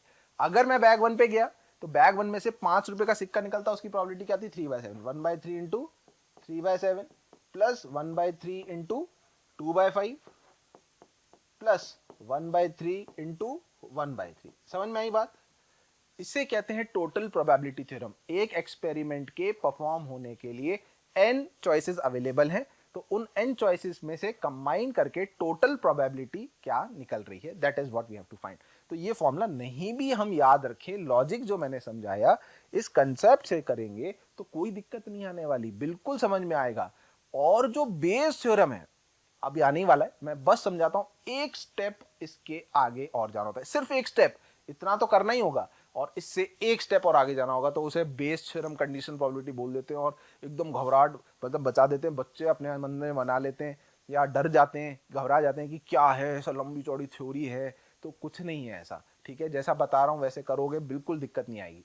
अच्छा, तो क्वेश्चन करें, ठीक है ना, ये चीज समझ में आई। तो ये वो कह वो ही रहा है कि ए के होने के चांसेस क्या है। तो पहले हमने B1 जो है इवेंट सेलेक्ट किया, तो B1 की प्रोबेबिलिटी इनटू B1 को सेलेक्ट किया था तो उसमें से ए के होने के चांसेस, B1 बैग सेलेक्ट किया था 1/3 से, B1 सेलेक्ट किया था तो उसमें से 5 रुपए का सिक्का निकलता, उसकी प्रोबेबिलिटी। तो ऐसे जितने इवेंट्स है उनका सबकी प्रोबेबिलिटी जोड़कर सिग्मा मतलब ऐड करना है, तो हमारा टोटल प्रोबेबिलिटी निकल जाएगी। ठीक है, क्वेश्चन क्या है, cards of an ordinary deck of playing cards 52 जो है are placed into 2 heaps, 2 heaps में रख दिया, 2 गड्डियों में, हीप्स मतलब गड्डियों में रख दिया। Heap 1 consist of all red cards, कितने रेड कार्ड्स होते हैं बेटा 52 में से, 26 एंड 26 ब्लैक। तो 26 कार्ड की 26 red cards and 26 black cards, 2 गड्डियां, 2 हीप बना दी गए। A heap is chosen at random, कोई भी एक चीज हमसे बोल रहे आओ कोई भी एक रैंडम सेलेक्ट करो। तो let's say this is heap 1 and this is heap 2. Probability of selecting heap 1 is 1/2, which is also equals to probability of selecting heap 2 and at random and a card is drawn, और कोई भी एक card निकाला गया। Find the probability that the drawn card is king. इस बात की क्या प्रोबेबिलिटी है कि वो जो कार्ड निकाला वो किंग होगा। अच्छा, किंग के 4 कार्ड होते हैं, यहाँ पर किंग के 2 पत्ते होंगे ना, नहीं होंगे। रेड में कौन कौन से होते हैं बेटा, हार्ट्स एंड डायमंड्स, तो किंग ऑफ हार्ट्स भी होगा और किंग ऑफ डायमंड्स भी होगा, दोनों डिस्टिंक्ट है। K1 K2 बोल देता हूँ, यहाँ पर K3 K4 बोल देता हूँ, स्पेड्स के और क्लब्स के K3 एंड K4, ठीक है। तो क्या प्रोबेबिलिटी है कि वो जो कार्ड ड्रॉ किया वो किंग था। अच्छा, पहले ये बताओ, अगर इसी फॉर्मूले के थ्रू ही करना है, लिखना है, तो अगर probability of drawing a king given heap 1 was selected, क्या चांसेस है, 2/26 and probability of drawing a king given heap 2 is selected is also 2/26, ठीक है। What we have to do, total probability निकालनी है। तो probability of drawing a king क्या हो गई बेटा, हीप 1 को सेलेक्ट किया था 1/2 इनटू उसमें से किंग निकले 2/26, प्लस हीप 2 को सेलेक्ट किया था 1/2 उसमें से किंग निकले 2/26, 1/26 plus 1/26 1/13, which is written in option number D. This is what we call total probability theorem, right? नाम इतना बड़ा है, समझ के करो तो जरा सी चीज है. क्लियर? इससे ही जो है कंसेप्ट बनाया गया किसका? बेस थ्योरम का, राइट? तो बेटा अब हम आते हैं बेस थ्योरम के ऊपर, ठीक है? अब बेस थ्योरम क्या है? टोटल प्रोबेबिलिटी थ्योरम हमने समझ ली. If an event A can occur with one of the n mutually exclusive and exhaustive events B1, B2, Bn and the probabilities of A given B1, A given B2 are known. सब theory उतनी है, same की same, वही की वही, ठीक? क्या हो रहा था? मैं आपने जो एक क्वेश्चन कराया था इसके थ्रू समझाता हूं अब आपको. क्या किया था हमने इसमें? उस आदमी से, या हमने क्या किया था? हमें सामने 3 बैग रख दिए गए थे, 3 बैग में से एक सिक्का निकालने को बोला गया था और हमें इस बात की प्रोबेबिलिटी निकालनी थी कि वो 5 रुपए का सिक्का आएगा. इस बात की प्रोबेबिलिटी निकालो. ये लिखी भाई 5 रुपए की प्रोबेबिलिटी आने की, टोटल 5 का कॉइन बाहर आने की प्रोबेबिलिटी. बेस थ्योरम में एक स्टेप जो मैं बोल रहा था एक्स्ट्रा जाएगा. वो कहेगा 5 रुपीज का कॉइन आ चुका है, दैट द ड्रॉन कॉइन, हमें बता दिया गया है, हमने वो कॉइन निकाला, दे दिया, हमको बताया गया कि वो 5 रुपए का कॉइन था. बहुत बढ़िया. तो फाइंड द प्रोबेबिलिटी दैट वो 5 रुपए का सिक्का लेट से B1 से निकला था. अब इस बात की प्रोबेबिलिटी निकालो कि वो 5 रुपए का सिक्का, find the probability that given 5 रुपए का कॉइन आ चुका है कि वो बैग 1 से आया था. कंडीशनल प्रोबेबिलिटी लगा दी. अब उसने एक कंडीशन चढ़ा दी कि 5 रुपए का कॉइन आ तो चुका है, इस बात की क्या प्रोबेबिलिटी है वो बैग 1 से आया था. तो बेटा 5 रुपए का सिक्का अगर आ चुका था तो टोटल प्रोबेबिलिटी जो है फेवरेबल, वो तो हमें पता है, 1/3 into 3/7 plus 1/3 into 2/5 plus 1/3 into 1/3. और फेवरेबल कौन सी है? बैग 1 वाली जो है वो फेवरेबल है, उसको मैं ऊपर रख दूंगा. समझ में आ गई बात? एक्सपेरिमेंट 3 जगह से 4 जगह से परफॉर्म हो रहा था, उसको होने के बाद इस बात की प्रोबेबिलिटी निकालो कि वो उन सब में से किसी एक से हो रहा था. तो जो फेवरेबल है उसको ऊपर टोटल से डिवाइड करेंगे. That is the complete theory of Bayes theorem. Probability A निकाल चुके हैं, तो ए के होना हो चुका है, उसके बाद वो बी आई से हुआ था, उसकी क्या प्रोबेबिलिटी है. तो टोटल में से वो बी आई वाली जो प्रोबेबिलिटी है हम उसको ऊपर रख देंगे, सम था नीचे, तो that becomes the Bayes theorem, या बेस थ्योरम, या जो भी इसे नाम देते हैं, टोटल प्रोबेबिलिटी थ्योरम भी बोलते हैं इसको, है ना. So that what we can give it a name as wish. जो बुक्स में लिखा है कुछ भी, कंसेप्ट जो है वो यही है जो मैंने आपको बताया. समझ में आएगी बात? तो अगर प्रूफ दे रखा है, नो नीड, ठीक है ना. ये वही है, एक एक्सपेरिमेंट परफॉर्म हो रहा है, ए इवेंट परफॉर्म हो रहा है, B1, B2, B3, Bn सब में से कुछ. तो पहले हमने ए की प्रोबेबिलिटी निकाली, वो आने के बाद इस बात की प्रोबेबिलिटी निकालनी है कि वो B1 से हुआ था या वो B3 से हुआ था. तो फेवरेबल जो होगी वो ये वाली हो जाएगी, किस में से? ए में से. तो वो वाली ऊपर रख के टोटल से डिवाइड कर देंगे तो हमारा आंसर आ जाएगा. ठीक है, क्वेश्चन पे आते हैं डायरेक्ट, ठीक है, विदाउट वेस्टिंग एनी टाइम. क्या है? पाल्स गार्डनर, पाल्स नाम है भाई किसी का, इज नॉट डिपेंडेबल. वो डिपेंडेबल नहीं है gardener. The probability that he will forget to water the rose bush. Rose bush मतलब रोज के पेड़ का झाड़ बोल दो, है ना. तो रोज का जो पेड़ है उसको वो पानी देना भूल जाएगा, उसकी प्रोबेबिलिटी 2/3 है. Probability that he forgets, F लिख लेते हैं, फॉरगेट्स 2/3. तो probability that he remembers, R लिख लेते हैं, 1/3 हो जाएगा. भाई दो ही चीजें, या तो याद रहेगी या भूल जाएगा. तो प्रोबेबिलिटी भूलने की 2/3 दे रखी, तो पानी देने की 1/3. The rose bush is in a questionable condition anyhow.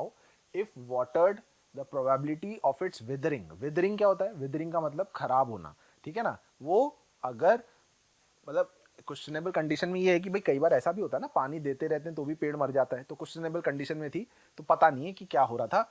If watered, अगर उसे पानी देते हैं तब भी वो खराब हो जाती है तो उसकी प्रोबेबिलिटी 1/2 है. तो प्रोबेबिलिटी, ठीक है ना, विदरिंग को W लिख देते हैं. विदरिंग मतलब वो खराब हो गई, गिवन उसमें पानी दिया गया था. ही, आर क्या था? रिमेंबर्स टू वाटर ना, तो आर, अगर उसमें पानी दिया गया था तो भी वो खराब हो जाए, उसकी प्रोबेबिलिटी क्या है? 1/2. ठीक है. And if not watered, probability of withering, अगर वो भूल जाता है पानी देना तो वो 3/4 है। ये सब हमें दे रखा है। तो Pal went out of station and upon returning he finds that the, वो खराब हो चुकी है। वापस आया तो उसने देखा कि वो खराब हो चुकी है। ठीक है, तो प्रोबेबिलिटी पहले हम निकालते हैं विदरिंग की। विदरिंग की मतलब कि वो जो रोज बुश है, अंग्रेजी के शब्द है ना, कंफ्यूज नहीं होना है, खराब हो रही है रोज बुश जो है, पेड़ मर गया, तो पेड़ के मरने के क्या चांसेस हैं? आप सोचो, पेड़ के मरने के क्या चांसेस हैं? दो चीजें थी, उसने पानी डाला फिर भी वो खराब हो गया, उसने पानी नहीं डाला फिर भी वो खराब हो गया। तो दो चीजें हैं। तो उसने पानी फॉरगेट्स, वो भूल चुका है, वो भूल गया पानी डालना, उसकी प्रोबेबिलिटी 2/3 थी। अब वो भूल चुका है और उसके बाद भी वो खराब हो जाए तो उसकी प्रोबेबिलिटी कितनी है? 3/4।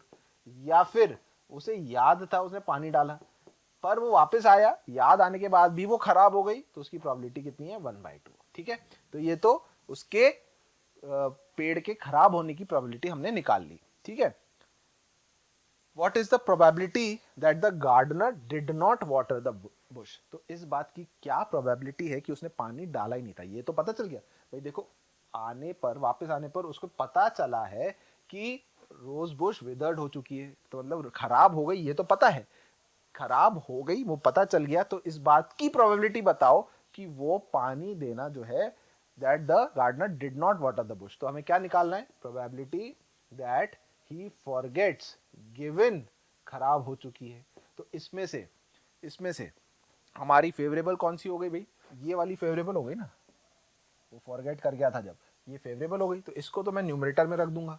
तो 2/3 इंटू 3/4 कितना हो जाएगा? 1/2 डिवाइडेड बाय, ये कितना है?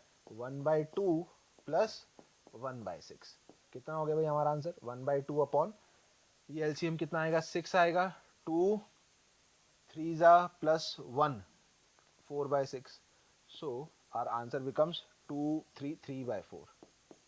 Clear? Our answer becomes 3/4, which is written in option number A. ठीक है बेटा? So the correct answer for this becomes 3/4. तो ऐसा कोई बहुत खास चीज नहीं है। आई होप आपके समझ में आ रहा है बेस थ्योरम कैसे करना है। तो पहले तो वो चीज एक्सपेरिमेंट परफॉर्म कर लो, फिर एक्सपेरिमेंट परफॉर्म करने के 3-4 टोटल प्रोबेबिलिटी थ्योरम जैसे कहते हैं वो हो गई। फेवरेबल को ऊपर रख दो, टोटल से डिवाइड कर दो, that will be the answer. ठीक है, चलिए अब हम आते हैं binomial probability theorem. Binomial probability distribution भी बोलते हैं, बाइनोमियल प्रोबेबिलिटी थ्योरम भी बोलते हैं। ठीक है, तो इसमें क्या होता है? बेसिकली एक एक्सपेरिमेंट परफॉर्म करते हैं और उस एक्सपेरिमेंट के सिर्फ दो ही आउटकम्स हो सकते हैं, या तो फेलियर हो सकता है या सक्सेस हो सकता है। आइदर इट्स अ सक्सेस और इट इज अ फेलियर। ठीक है, तो प्रोबेबिलिटी ऑफ सक्सेस P मान लेते हैं and probability of failure Q मान लेते हैं। तो P प्लस Q किसके बराबर होगा? 1 के बराबर। Probability of success is P and probability of failure is Q। अब n इंडिपेंडेंट ट्रायल्स होते हैं, n इंडिपेंडेंट ट्रायल्स कर रहे हैं, तो उन n इंडिपेंडेंट ट्रायल्स में से R सक्सेस हैं और n माइनस R फेलियर है, इसकी प्रोबेबिलिटी निकालनी है। ठीक है ना? does not change with trials, then the probability of getting exactly R success in n trials of an experiment। वो क्या फॉर्मूला होता है? NCR, n ट्रायल्स थे तो n में से कौन से R ट्रायल्स में सक्सेस हुआ? हर बार सक्सेस होने की प्रोबेबिलिटी P थी, तो P की पावर में तो R और बाकी बचे हुए n माइनस R में फेलियर, तो Q की पावर n माइनस R, क्योंकि बाइनोमियल कोएफिशिएंट आते हैं। तो that's why we say that it's a binomial probability theorem. ठीक है ना? P प्लस Q 1 होना चाहिए, कुछ सक्सेस और कुछ फेलियर्स, और उनसे मिलाकर ये हम जो है अपनी प्रोबेबिलिटी लिख देते हैं। ठीक है प्यारे बच्चों, साथ ही जिन बच्चों को अगर लग रहा है कि वो ऑफलाइन आना कर कोटा में स्टडी करना चाहते हैं, उनके लिए हम एक बहुत ही प्यारा कोर्स लेकर के आ रहे हैं जिसका नाम है रैपिड कोर्स। इसके थ्रू हम बेसिकली टारगेट करेंगे जेई मेंस में वाले कोर्स का। उसका भी लिंक हम डिस्क्रिप्शन पे दे रहे हैं, आप उस पर जाकर के क्लिक करके उसमें रजिस्ट्रेशन करा लें, क्योंकि आपको पता है ऑफलाइन कोर्स है, बहुत लिमिटेड सीट के साथ हम शुरू कर पाएंगे ड्यू टू जैसा कि गाइडलाइंस हमें मिली हुई है उसके अकॉर्डिंग। तो फटाफट इसमें भी आप रजिस्ट्रेशन करा लें। ठीक है, चलिए ठीक है। सो क्वेश्चन के थ्रू अब हम इसे एक बार और अच्छे से समझ लेते हैं। क्वेश्चन है, a pair of dice is throne 5 times. Pair of dice है ना, दो डाइस को कितनी बार? 5 बार फेंका जाता है। Find probability of getting a doublet twice. उन 5 बार में डबलेट आए 2 बार, इसकी प्रोबेबिलिटी निकालनी है। डबलेट क्या होता है बेटा? Same number on both the dice. तो प्रोबेबिलिटी मतलब डबलेट आना हमारे लिए सक्सेस है, तो प्रोबेबिलिटी ऑफ सक्सेस क्या हो जाएगा, टोटल जब पेयर ऑफ डाइस पे करते हैं तो 36 आउटकम्स होते हैं, डबलेट 6 होंगे, 1 1 2 2 3 3 4 4 5 5 6 6, तो डबलेट के आने की प्रोबेबिलिटी हो गई 1/6। तो सक्सेस की प्रोबेबिलिटी 1/6, फेलियर की प्रोबेबिलिटी 5/6। ठीक है क्या? अच्छा, और 5 बार डाई को फेंका गया है तो 2 बार डबलेट आए, तो कौन सी 5 में से 2 बार तो मैं 5c2 से वो सेलेक्ट कर लूंगा, 2 बार तो 1/6 तो 1/6 का होल स्क्वायर, और 3 बार 5/6 का होल स्क्वायर। ठीक है क्या? So when you will calculate this you get your answer as 625/3888, that you can check.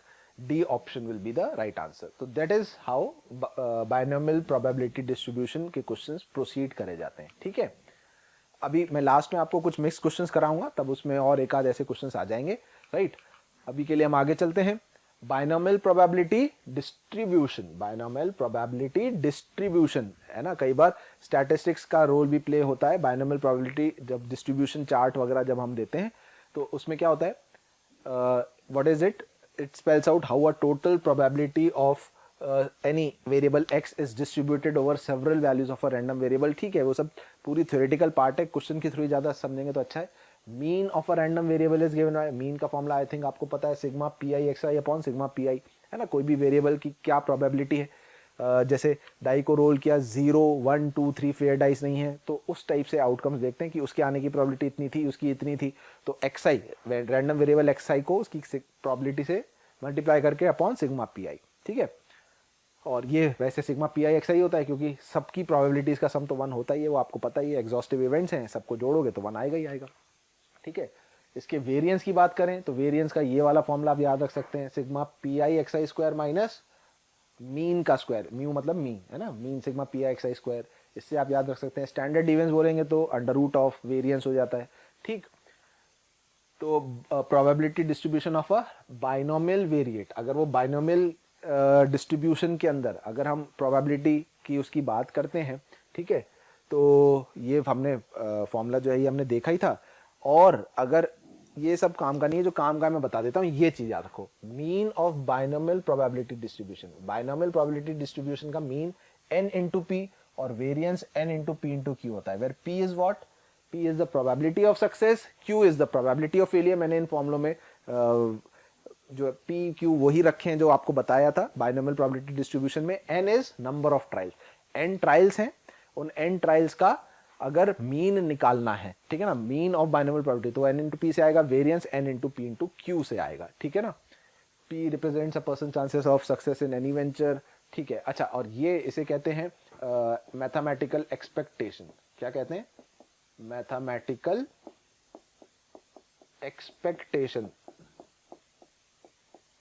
ठीक है, तो ये भी जैसे ये है कि मान लीजिए जैसे वो नहीं होता, मान लीजिए गेम हो रहा है, कोई गेम हो रहा है, 2 प्लेयर्स खेल रहे हैं, है ना, और बीच में वो गेम छोड़ना पड़ा, इतना प्राइज मनी था कि यार 20,000 रुपीज प्राइज मनी था, जीतने वाले को मिलेगा, पर गेम खत्म नहीं हुआ।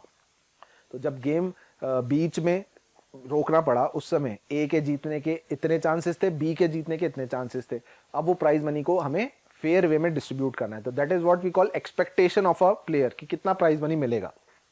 तो अगर P represents a person's chances of success in any venture and M is the sum of money which he will receive in case of a success, अगर उसका सक्सेस हो जाता तो उसे पैसा मिलता पूरा, तो उसकी एक्सपेक्टेशन क्या होगी, उसकी प्रोबेबिलिटी जो थी बचे हुए गेम में जीतने की into the total prize money, तो इतना उसको मिलेगा, तो बचा हुआ जो है सब्ट्रैक्ट करके दूसरे को मिल जाएगा। That is called mathematical expectation. ठीक है, मीन का फॉर्मूला, वेरिएंस का फॉर्मूला, ठीक है, और ये मीन जो है ये तो प्रोबेबिलिटी डिस्ट्रीब्यूशन का जो है ये याद रखना ही है। तो इन पे भी क्वेश्चंस बेटा काफी बार मेंस में, खास करके मेंस में ये जो है पूछा जाता है, तो ये अपन को फॉर्मूले याद होने चाहिए। ठीक है, चलिए कुछ क्वेश्चंस करते हैं बेटा बेस्ड ऑन द थ्योरी जो हमने अभी पढ़ी। Pair of dice is throne 5 times, if getting a doublet, ये दिस, हाँ ठीक है, getting a doublet is considered as a success, then find the mean and variance of the successes. Pair of dice is thrown 5 times. कितनी trials करे हैं total? 5. Probability of success doublet अभी हमने देखा था 1/6 and probability of failure 5/6, मतलब इसको मैं लिखूंगा Q, इसको मैं लिखूंगा P। ठीक है, तो मीन एंड वेरिएंस हमें फाइंड करना है। मीन का मैंने अभी बताया था आपको, क्या फॉर्मूला होता था, मीन था n into P, that is 5/6, and variance का क्या फॉर्मूला होता था, n into P into Q. n is what, 5, p is 1/6 and q is 5/6, so it becomes 25/36। ठीक है, find the mean and variance of the successes. Options I think थोड़ा सा कुछ mistake है, मीन की भी वैल्यू लिखनी चाहिए, तो अपन मान लेते हैं 25/36 और यहाँ पर 5/6 लिखा हुआ है। ठीक है, करेक्शन कर लीजिएगा, यहाँ पर भी मान लीजिए 5/6 लिखा हुआ है, यहाँ 5/6 लिखा हुआ है, यहाँ 1/6 लिखा हुआ है। Let's say A option 25/36 becomes the variance. पहले 5/6 आ रहा है मीन का और फिर बाद में वेरिएंस आ रहा है। ठीक है, direct formula base. Okay, next, ये बहुत बढ़िया क्वेश्चन है भाई, ये पास प्रीवियस ईयर क्वेश्चन ही है, ध्यान से हमें इसको समझना है। एन अनबायस्ड कॉइन, एक अनबायस्ड कॉइन को 5 बार टॉस करते हैं। Suppose that a variable x is assigned the value of k when k consecutive heads are obtained for 3, 4 and 5, otherwise x takes the value -1। ठीक है, अब k जो है, k conjugative heads, 0 conjugative head, 1, 2, 3, 4, 5 बार toss कर रहे हैं तो 5 तक। तो k जो है वो 0 कॉन्जुगेटिव हेड हो सकता है, 1 हो सकता है, 2 हो सकता है, 3 हो सकता है, 4 हो सकता है, 5 हो सकता है। ठीक है ना, तो random value, otherwise x takes the value -1। ठीक है, अगर k 3, 4, 5 है, अगर k 3, 4, 5 है तो रैंडम वैल्यू जो x की है वो जो है वो k के बराबर जो उसकी प्रोबेबिलिटी वो आएगी, otherwise it takes the value -1। Then the expected value of x, x की एक्सपेक्टेड वैल्यू जो है वो हमें पता लगानी है। मतलब यहाँ पर -1, -1, -1 है, इस टाइप से कुछ हमें बोल रहा है वो वैल्यू, और प्रोबेबिलिटी क्या होगी उसकी, प्रोबेबिलिटी ऑफ x जो है वो हमें देखना है। ठीक है, और it takes the value 3, 4 and 5। चलिए अब हम ये देखते हैं पहले 0 कॉन्जुगेटिव हेड, ताकि प्रोबेबिलिटी तो हम निकाल सकें। 0 कॉन्जुगेटिव हेड कब कब आएंगे भाई, k 0 का मतलब है 0 कॉन्जुगेटिव हेड।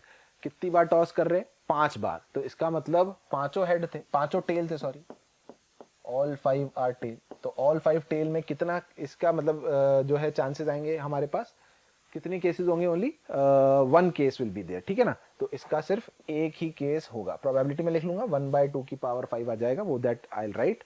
अच्छा, फिर हम आते हैं 1 कॉन्जुगेटिव हेड, 1 कॉन्जिक्यूटिव हेड, सिर्फ हेड एक ही बार, कॉन्जिक्यूटिव मतलब लगातार होता है। तो इसमें पहला केस तो होगा एक हेड आ जाए और 4 टेल आ जाए। ठीक है ना, तो इसके टोटल कितने केस होंगे बेटा, इसके टोटल केस होंगे 5 factorial upon 4 factorial, that is 5 cases. अच्छा, 2 हेड है और 3 टेल है, अगर 2 हेड और 3 टेल, तो इस बात का ध्यान रखना है कि वो दोनों हेड लगातार ना है। तो जो हेड है, हेड और हेड, उनको हम कहाँ रख देंगे, गैप में। तो गैप में रखेंगे तो 1 कॉन्जिक्यूटिव हेड ही आएगा उसमें, तो 3 टेल को रखने का तो एक ही तरीका है। और 4 में से 4c2 से कोई से भी 2 गैप में सेलेक्ट करूंगा, हेड रखने के तरीका एक ही होगा। तो 4c2 मतलब 4 फैक्टोरियल अपॉन 2 फैक्टोरियल 2 फैक्टोरियल, तो 6 केस इसके आएंगे। अच्छा, अब ऐसा हो सकता है कि 3 तो हेड है और टेल 2 ही है, तो अब टेल 2 ही है और हमें गैप में सेलेक्ट करना है, तो एक ही तरीका होगा, 3c3 से मैं सेलेक्ट करूंगा तो 1 केस। तो इसके टोटल केस कितने आएंगे, 12 आ जाएंगे। ठीक है ना, 1 कॉन्जिक्यूटिव हेड के टोटल केस कितने आ रहे हैं, 12 केसेस आ रहे हैं। अच्छा, 2 कॉन्जिक्यूटिव हेड अब हम देखते हैं, 2 कॉन्जिक्यूटिव हेड्स। तो 2 कॉन्जिक्यूटिव हेड्स में पहला केस तो क्या है, 2 हेड साथ में आ गए और 3 टेल, जो कि 5 बार टॉस किया था। तो इसको करने के टोटल कितने तरीके होंगे, 4 फैक्टोरियल अपॉन 3 फैक्टोरियल, मतलब 4 केस होंगे। अच्छा, उसके अलावा क्या हो सकता है, 2 हेड तो हमेशा साथ में है, उसके अलावा एक हेड और आ जाए और 2 टेल हो जाए, तो 2, 3, 4, 5, 5 टॉस हो गए। पर अब ये दोनों साथ में नहीं होने चाहिए, क्योंकि बेटा ये अगर साथ में हुए तो वो 3 कॉन्जिक्यूटिव हो जाएंगे, तो हम इन दोनों को रखेंगे गैप में। तो इनको गैप में रखने के लिए 3 गैप है, 3 में से कोई 2 गैप सेलेक्ट करूंगा और रखने के 2 फैक्टोरियल तरीके हैं, क्योंकि ये वाला और ये वाला आइटम अलग है, इसमें 2 हेड है और ये एक है। तो 3c2 into 2 फैक्टोरियल कितना हो जाएगा बेटा, टोटल 3। ठीक है, अच्छा, और 2 कॉन्जिक्यूटिव, अच्छा एक केस ऐसा भी हो सकता है, आई थिंक हेड और हेड आ जाए, ठीक है, और हेड आ जाए और इनके बीच में एक टेल आ जाए, तो one more case I think is possible in this, ठीक है, 2 consecutive head, 2 head and 2 head, ठीक। सो हाउ मेनी, इसके 4 3 7 और एक, इसके टोटल आउटकम्स कितने हो गए, 8 आउटकम्स इसके हो गए, ठीक है। तो 8 केस हो गए। कुछ गलत किया क्या, अरे ये सॉरी 3 फैक्टोरियल अपॉन 2 6 आएगा बेटा, ये 6 है ना, 6 and 4 10 and 1 11, कितने केस हो गए, 11 केस हो गए, ठीक है। ये हो गया हमारा 2 कॉन्जिक्यूटिव हेड का। अच्छा 3 consecutive head, 3 consecutive head, 3 consecutive head में एक तो होगा कि 3 हेड को हम एक साथ रख दें और बाहर 2 टेल है, तो total 3 factorial upon 2 factorial, 3 case तो इसके होंगे। अच्छा और कुछ हो सकता है क्या, कि 3 हेड तो साथ में है, एक टेल है और एक हेड है, ठीक है ना, एक टेल और एक हेड। अब ये दोनों साथ में नाचे तो इन दोनों की पोजीशन हम इंटरचेंज कर सकते हैं, तो 2 केस इसकी और हो जाएंगे, तो इसके टोटल केस हो गए 5, ठीक है। 3 कॉन्जिक्यूटिव हेड, राइट, फिर 4 कॉन्सिक्यूटिव हेड,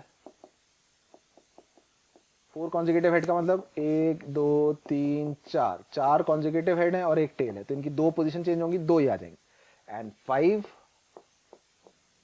कॉन्सिक्यूटिव हेड, तो वो तो ऑफ कोर्स एक ही केस होगा, ठीक है। तो अब मैं यहां लिख लेता हूं प्रोबेबिलिटी, इसकी प्रोबेबिलिटी मैंने बताया था 1/2⁵ मतलब 1/32, ठीक है। ये देखो ना बेटा, यहाँ 1 ही केस आया था 0 कॉन्जिक्यूटिव हेड में, 1 कॉन्जिक्यूटिव हेड में 12 केस आए थे, तो इसकी प्रोबेबिलिटी 12/32, ठीक है। 2 कॉन्जिक्यूटिव हेड में 11 केस आए थे, तो 11/32। 3 कॉन्जिक्यूटिव हेड में 5 केस आए हैं, तो 5/32। 4 कॉन्जिक्यूटिव हेड में 2 केस आए हैं, तो 2/32 एंड 1/32, ठीक है। चाहे तो हम टोटल काउंट भी कर सकते हैं, 12 and 1 13, 13 and 11 24, 24 and 5 29 and 2 31 and 1 32, तो हो गए टोटल 32 केसेस।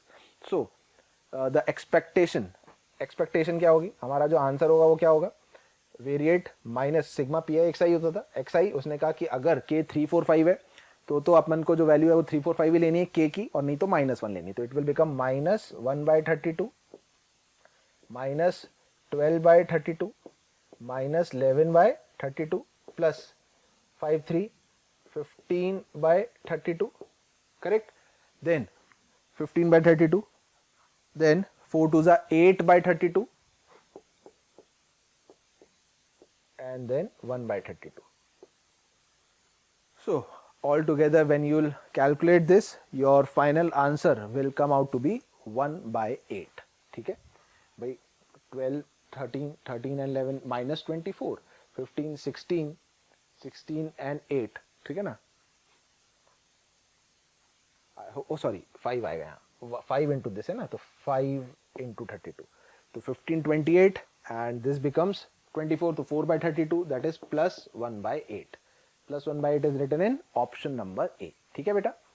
तो ये क्वेश्चन जो है डिस्ट्रीब्यूशन के ऊपर कई बार आता है, तो variate takes the value K, variate X takes the value -1, जब 3 4 5 नहीं है तो हमने लिख लिया, और 3 4 5 है तो के खुद जो वैल्यू है वही लेता है, तो 3 4 5 ले लिया।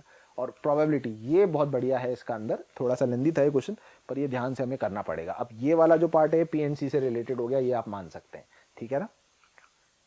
चलिए next question, in a workshop there are 5 machines and the probability of any one of them to be out of surface on a day is 1/4, ठीक है। 5 मशीन्स हैं, 5 में से कोई भी एक खराब है मशीन, उसकी प्रोबेबिलिटी 1/4 है, ठीक है ना। तो प्रोबेबिलिटी ऑफ फेलियर मान लेता हूँ सीधा सीधा, probability of failure 1/4, probability of success 3/4। if the probability that at most 2 machines will be out of service, at most ज्यादा से ज्यादा 2 मशीन्स सर्विस में नहीं है या खराब है, तो इसका मतलब क्या क्या हो सकता है बताओ, probability of at most 2 machines out of service, तो या तो सारी सही है, ठीक है ना, 5 सक्सेस, या probability of 4 success 1 failure, 1 failure मतलब 1 machine is faulty, plus probability of 3 success and 2 failure, at most 2 सब जो है फेल होगी, वो प्रोबेबिलिटी इसके बराबर है, तो के क्या होगा। अच्छा 5 सक्सेस, तो 5C 5 से 5 मशीन सही थी, सही होने की probability 3/4 whole raise to the power 5।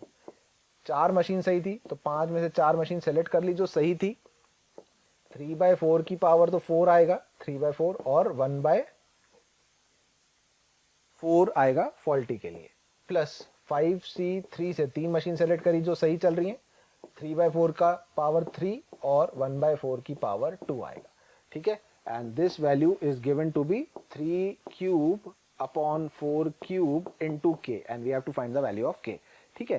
तो ये कितना आएगा बेटा, 3 की पावर 5 प्लस 5 इंटू 3 की पावर 4 प्लस 5 3 जा 10 into 3 cube upon 4 raise to the power 5 is equals to 3 cube upon 4 cube into k. And from here, if you do the calculations and get the value of k, your final answer will come out to be 17/8. 17/8 is written in D option, so that you will mark as the correct answer. ठीक है बेटा, calculation I hope आप कर ही लेंगे। चलिए अब हम basically अपने आते हैं लास्ट पोर्शन पे, which is called a geometrical applications of a probability. Now what happens are geometrical public applications is, कुछ ज्योमेट्री से रिलेटेड क्वेश्चन देंगे, हमें क्या करना होगा। देखो दो चीजें हो सकती हैं, तीन हो सकती हैं basically.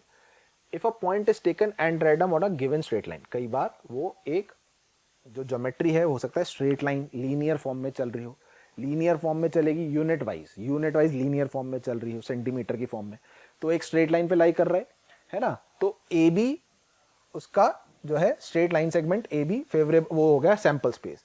The chance that it falls on a particular segment P Q of the line segment A B. अब ए बी सेगमेंट तो पूरा था, पर कंडीशन के अकॉर्डिंग वो इतने से रीजन में लाई कर सकता था, तो फेवरेबल तो हो गया पी क्यू की लेंथ और सैंपल स्पेस हो गया ए बी की लेंथ। तो पी क्यू की लेंथ अपॉन ए बी की लेंथ कर दूंगा तो उसकी प्रोबेबिलिटी आ जाती है।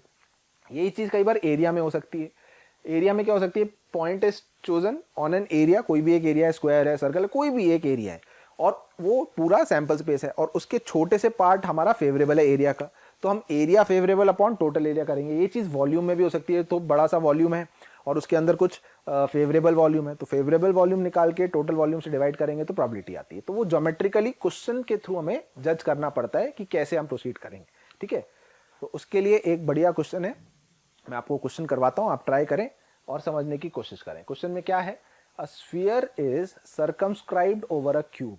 एक स्फीयर को एक क्यूब पे सर्कमस्क्राइब करा गया है, ठीक है ना। तो क्यूब होगा यार यहाँ पर कहीं, ऐसे मान लेते हैं कि ये ऐसा क्यूब है, ठीक है। अब मैं 3D में तो डायग्राम बनाने में तो बना सकते हैं, ऐसे कुछ होगा, ठीक है, लाइक दिस। तो ऐसे कुछ क्यूब बन रहा है, तो क्यूब पे एक स्फीयर को सर्कमस्क्राइब किया गया है।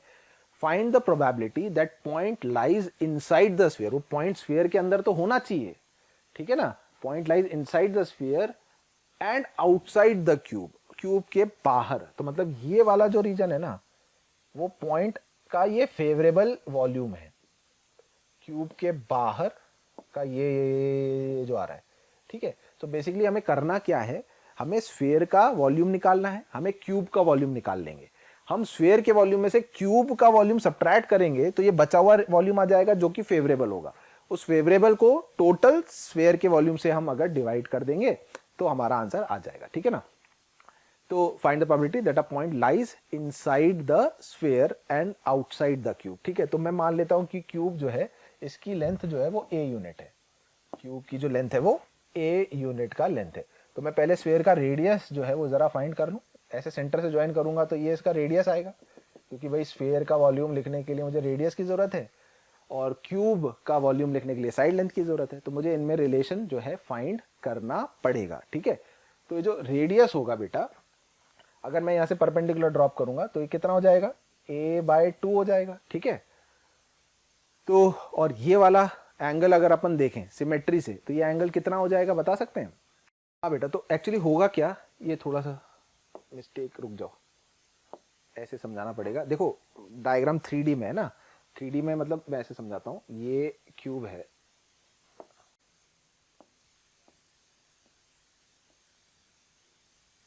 अरे यार ऐसे थोड़ी, रुक जाओ,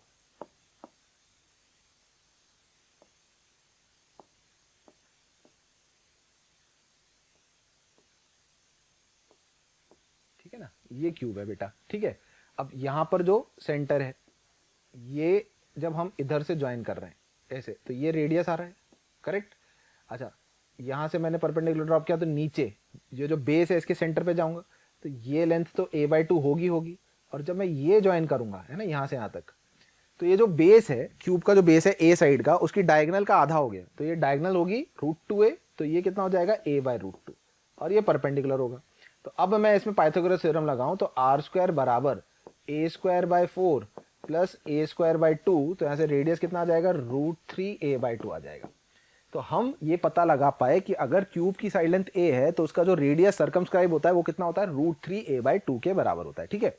तो what will be the volume of sphere, 4/3 pi r³, volume of sphere, and volume of cube will be a³, ठीक है। तो रिक्वायर्ड हमारे पास क्या होगा, है ना, फेवरेबल वॉल्यूम फेवरेबल कितना होगा, स्फीयर 4/3 पाई r³। r की जगह I can place what, r की जगह आई कैन प्लेस √3a/2, तो √3a/2 का क्यूब माइनस a³, ठीक है। So what will be are probability of favourable outcome, it will be this upon total. तो this मतलब 4/3 पाई √3a/2 का क्यूब माइनस a³ अपॉन 4/3 पाई √3a/2 का होल क्यूब, राइट। सो 1 minus, अच्छा मैं चाहूँ तो a³ से a³ डिवाइड कर सकता हूँ, हटा सकता हूँ, तो क्या बचेगा बेटा, 3/4 इंटू पाई इंटू, ठीक है, √3/2 का क्यूब, तो 2 का क्यूब करूंगा तो 8 ऊपर जाएगा और यहाँ आ जाएगा 3√3, ये 3 से 3 कैंसिल हो जाएगा, दिस विल बिकम 1 माइनस 2/√3 पाई, ठीक है, 1 minus 2/√3 pi. 1 minus 2/√3 pi is written in option number B, so that will be the correct option. क्या करना है, फेवरेबल वॉल्यूम, एरिया है तो एरिया, ये वॉल्यूम का है, लाइन की लेंथ है तो लाइन की लेंथ, जैसे मैंने आपको बताया, upon total volume. Total volume किसका है, सरफेस एरिया, टोटल वॉल्यूम किसका है, स्फीयर का, स्फीयर का वॉल्यूम 4/3 पाई r³। पर उसके लिए r और a दो अलग अलग चीजें नहीं हो सकती है ना, ये डायग्राम ऐसे मत समझिएगा, ये वाला मैंने डायग्राम बनाया, दिस इज मच बेटर, ठीक है। तो इसमें हमने क्या किया था कि वो जो क्यूब का सेंट्रल पॉइंट है उससे हमने एक एंड पॉइंट को जोड़ा, तो वो रेडियस आएगा स्फीयर का, क्योंकि स्फीयर यहाँ से पास कर रही है ना बेटा, सर्कमस्क्राइब और इधर से पास कर रही है। ये क्यूब की डायगोनल का हाफ लेंथ था, तो ये a/√2 हो गया, ये साइड का आधा होगा, भाई हाइट भी तो a थी तो इसका हाफ है तो a/2, तो उससे पाइथागोरस थ्योरम से रेडियस निकाला। फिर हमने favourable volume upon total volume किया, तो प्रोबेबिलिटी आ गई उसकी, फिर हमने ऑप्शन चेक कर लिया, ठीक है। चलिए नेक्स्ट, ऐसे क्वेश्चंस भी काफ़ी फेमस है, मेंस में काफ़ी बार ऐसे क्वेश्चंस जो है फ्रेम किए गए हैं। The minimum number of times, अब ये मिसलेनियस क्वेश्चंस है ना, minimum number of times one has to toss a fair coin so that probability of observing at least one head, कितनी बार कम से कम हम एक फेयर कॉइन को टॉस करें ताकि कम से एटलीस्ट 1 हेड आए, वो प्रोबेबिलिटी कम से कम 90% हो, ठीक है ना। तो हम ऐसा भी कह सकते हैं कि 1 minus probability of no head, जब मैं ये सब्ट्रैक्ट कर दूंगा तो क्या बचेगा मेरा, एटलीस्ट 1 हेड आएगा। दिस एटलीस्ट मतलब कम से कम 90%, मतलब 90/100 होना ही चाहिए। तो n बार टॉस किया, हेड आने की प्रोबेबिलिटी 1/2, टेल आने की प्रोबेबिलिटी 1/2, तो हर बार n टाइम्स हेड आया तो n हर बार, सॉरी टेल आया तो 1/2 की power n should be greater than equals to 0.9, और 1/2 raise to the power n should be greater than equals to 1 minus 0.9, that is 0.1, ठीक है, that is equals to 0.1। So now you can check कि कब इसकी value जो है 0.1 से बड़ी होगी, ठीक है। तो minimum number of times less than हो जाएगा यार, ये this will be less than, not greater than. भाई ये इसको उधर लेकर गए ना, sign of inequality will change, तो n को 1 रखने पे तो नहीं आ रहा आंसर, n को 1 रखने पे तो 1/2 इज नॉट लेस देन 0.1, 2 रखने पे नहीं आ रहा है, 1/4, 1/8, 1/16 जब मैं करूंगा तो 1/16 विल बी, भाई 1/8 जब मैं कर रहा हूं तो इट्स नॉट लेस देन 0.1 ना, 1/16 आता है, n की minimum value is coming out to be 4। Options में जो है वहीं तक जाना है, मैक्सिमम इसमें से कहीं ना कहीं आंसर आएगा। इसमें 4 आ रहा है, वो हम चेक कर सकते हैं, ठीक है ना। तो एटलीस्ट जब बोलता है तो ग्रेटर देन इक्वल टू करके इनइक्वालिटी सॉल्व करके वो लीस्ट वैल्यू है, जनरली ऐसे ही पूछेगा, वो हम फाइंड कर सकते हैं, ठीक है बेटे। अच्छा, next, let A and B be two non null events, non null मतलब एम्प्टी इवेंट्स नहीं है, such that A is a subset of B. अच्छा भैया, ए जो है वो बी का सबसेट है, ये लो, ये ए है और ये बी है, तो अगर कोई आपसे ए इंटरसेक्शन बी बोले तो ए आएगा, और कोई कभी जरूरत पड़े, वजह समझा रहा हूँ, ए यूनियन बी करे तो बी आएगा। Then which of the following statement is always correct, कौन सा स्टेटमेंट हमेशा सही होगा, चेक करते हैं। Probability of A given B, that is probability of A intersection B upon probability of B, condition probability में फॉर्मूला जानते हैं। ए इंटरसेक्शन बी अभी मैंने आपको बताया कितना होगा, probability of A upon probability of B, तो क्या ये प्रोबेबिलिटी ऑफ ए के बराबर है, नहीं, गलत हो गया। अच्छा, अब ये सेकंड में कह रहा है this is always greater than equal to probability of A.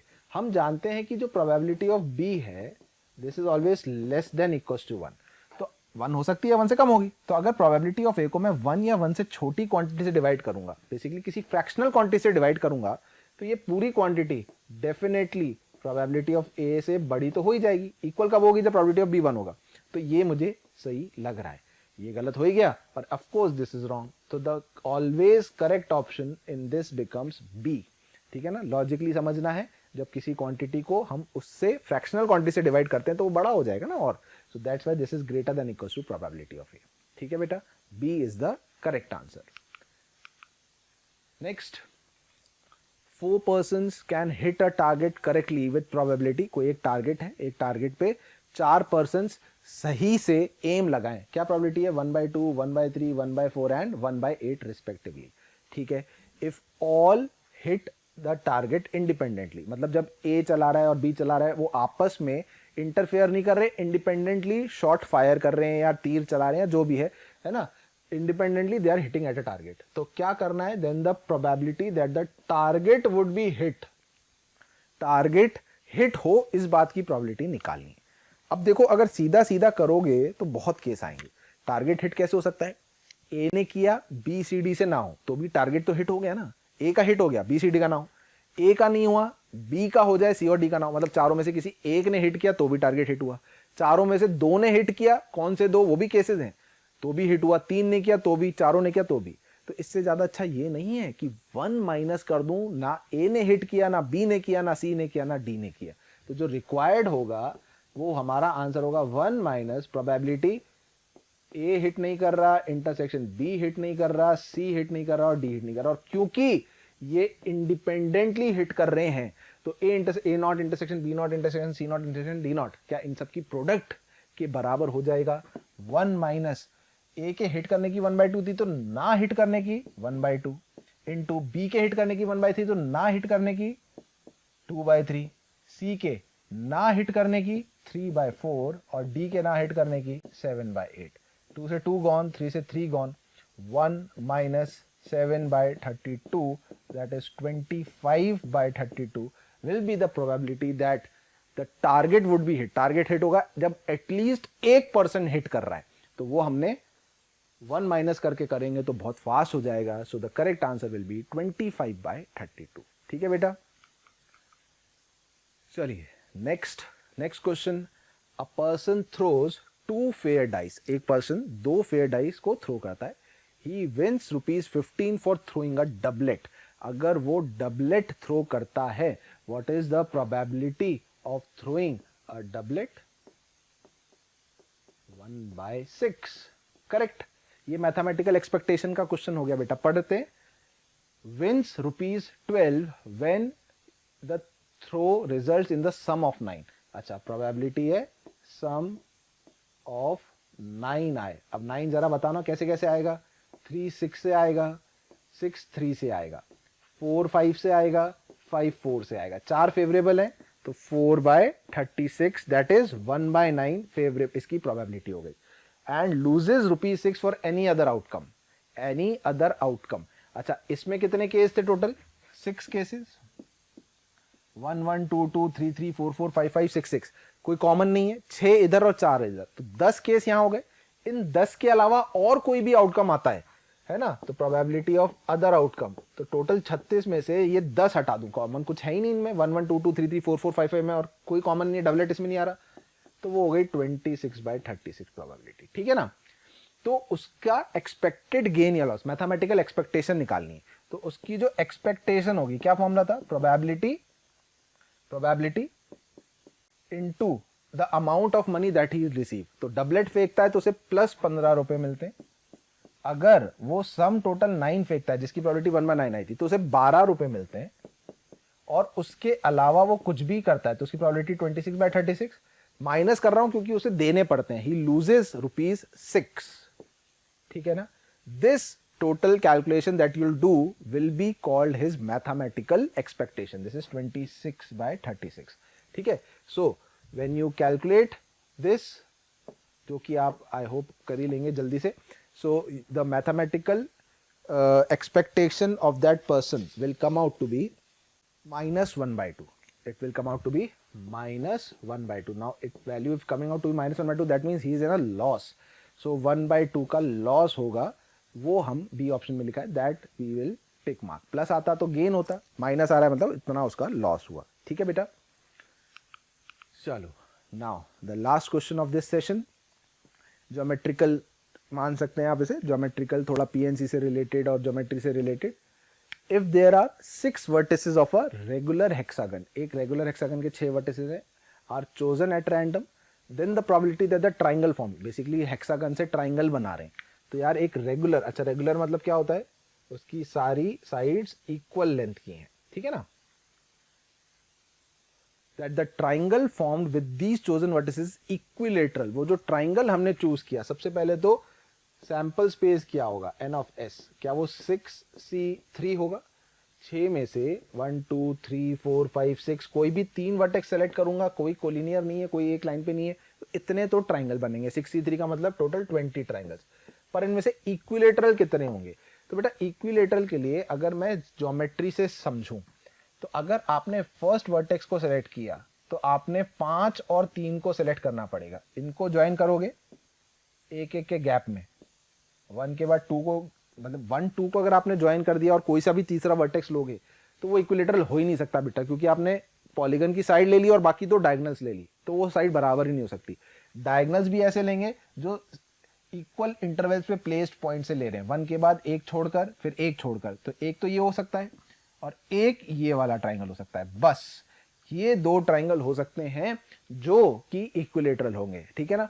तो फेवरेबल आउटकम्स हमारे कितने हो गए, 2 हो गए। So probability of an experiment will become 2/20 और 1/10, ठीक है ना, 1/10 is written in option number C, so C will become the correct option, ठीक है। So that will be all for this session. So I think students आप लोगों का revision हुआ होगा, आपने कुछ ना कुछ नई चीज़ें सीखी होंगी इस सेशन के थ्रू, ठीक है ना। जैसे वेन डायग्राम वगैरह मैंने बताया, वो आसान तरीके भी हो सकते हैं, जो मैंने बताई वो आसान है, तो अगर आप उन मेथड्स का यूज़ करके करते हैं उन टाइप के क्वेश्चंस में तो आप थोड़े कंफर्टेबल होंगे। बाकी Bayes theorem, conditional probability, geometrical probability सब थोड़ा थोड़ा मैंने कोशिश करा कवर करने की। So I hope now you will be able to solve your question जो आपके एग्जाम में आएगा। जस्ट आप प्रीवियस ईयर्स के जो क्वेश्चंस हैं या जो आपको मटेरियल्स हैं उनसे आप थोड़ा रिवीजन करके जाएंगे तो you will be comfortable in this chapter. Okay प्यारे बच्चों, आप सबका प्यार और स्नेह हमें जिस तरीके से मिल रहा है उसके अकॉर्डिंग कई बच्चे हमें कमेंट करते हैं कि सर इस टॉपिक पे वीडियो बनाइए, सर इस टॉपिक पे वीडियो बनाइए। आप लोग क्या करिए, आप हमारे चैनल पे बेल आइकन को दबाइए, जिससे जो भी नोटिफिकेशन हम अपने चैनल पे दे रहे हैं वो सारे नोटिफिकेशन आपको प्रॉपरली मिलते रहें, और फिर आप उसके अंदर जाकर के जो वीडियोस आपको दिए गए उन वीडियोस को एक बार जरूर देखें, क्योंकि कई बार ऐसा होता है जिस टॉपिक की आप डिमांड हमसे कर रहे होते हैं वो टॉपिक ऑलरेडी हमने डाला हुआ होता है किसमें, अपने वीडियोस में, तो आप जाकर के उस वीडियो को पूरी तरीके से देख सकते हैं। आपका जो भी हमें प्रेम और स्नेह मिल रहा है उससे मोशन की टीम बहुत ज्यादा काम करने के लिए उत्सुक हो चुकी है, और हम आपको इसी तरीके से आप हमारे साथ लगे रहिए, अपना प्रेम और स्नेह हमें देते रहिए और हम आपके लिए मेहनत करते रहेंगे। Thank you so much.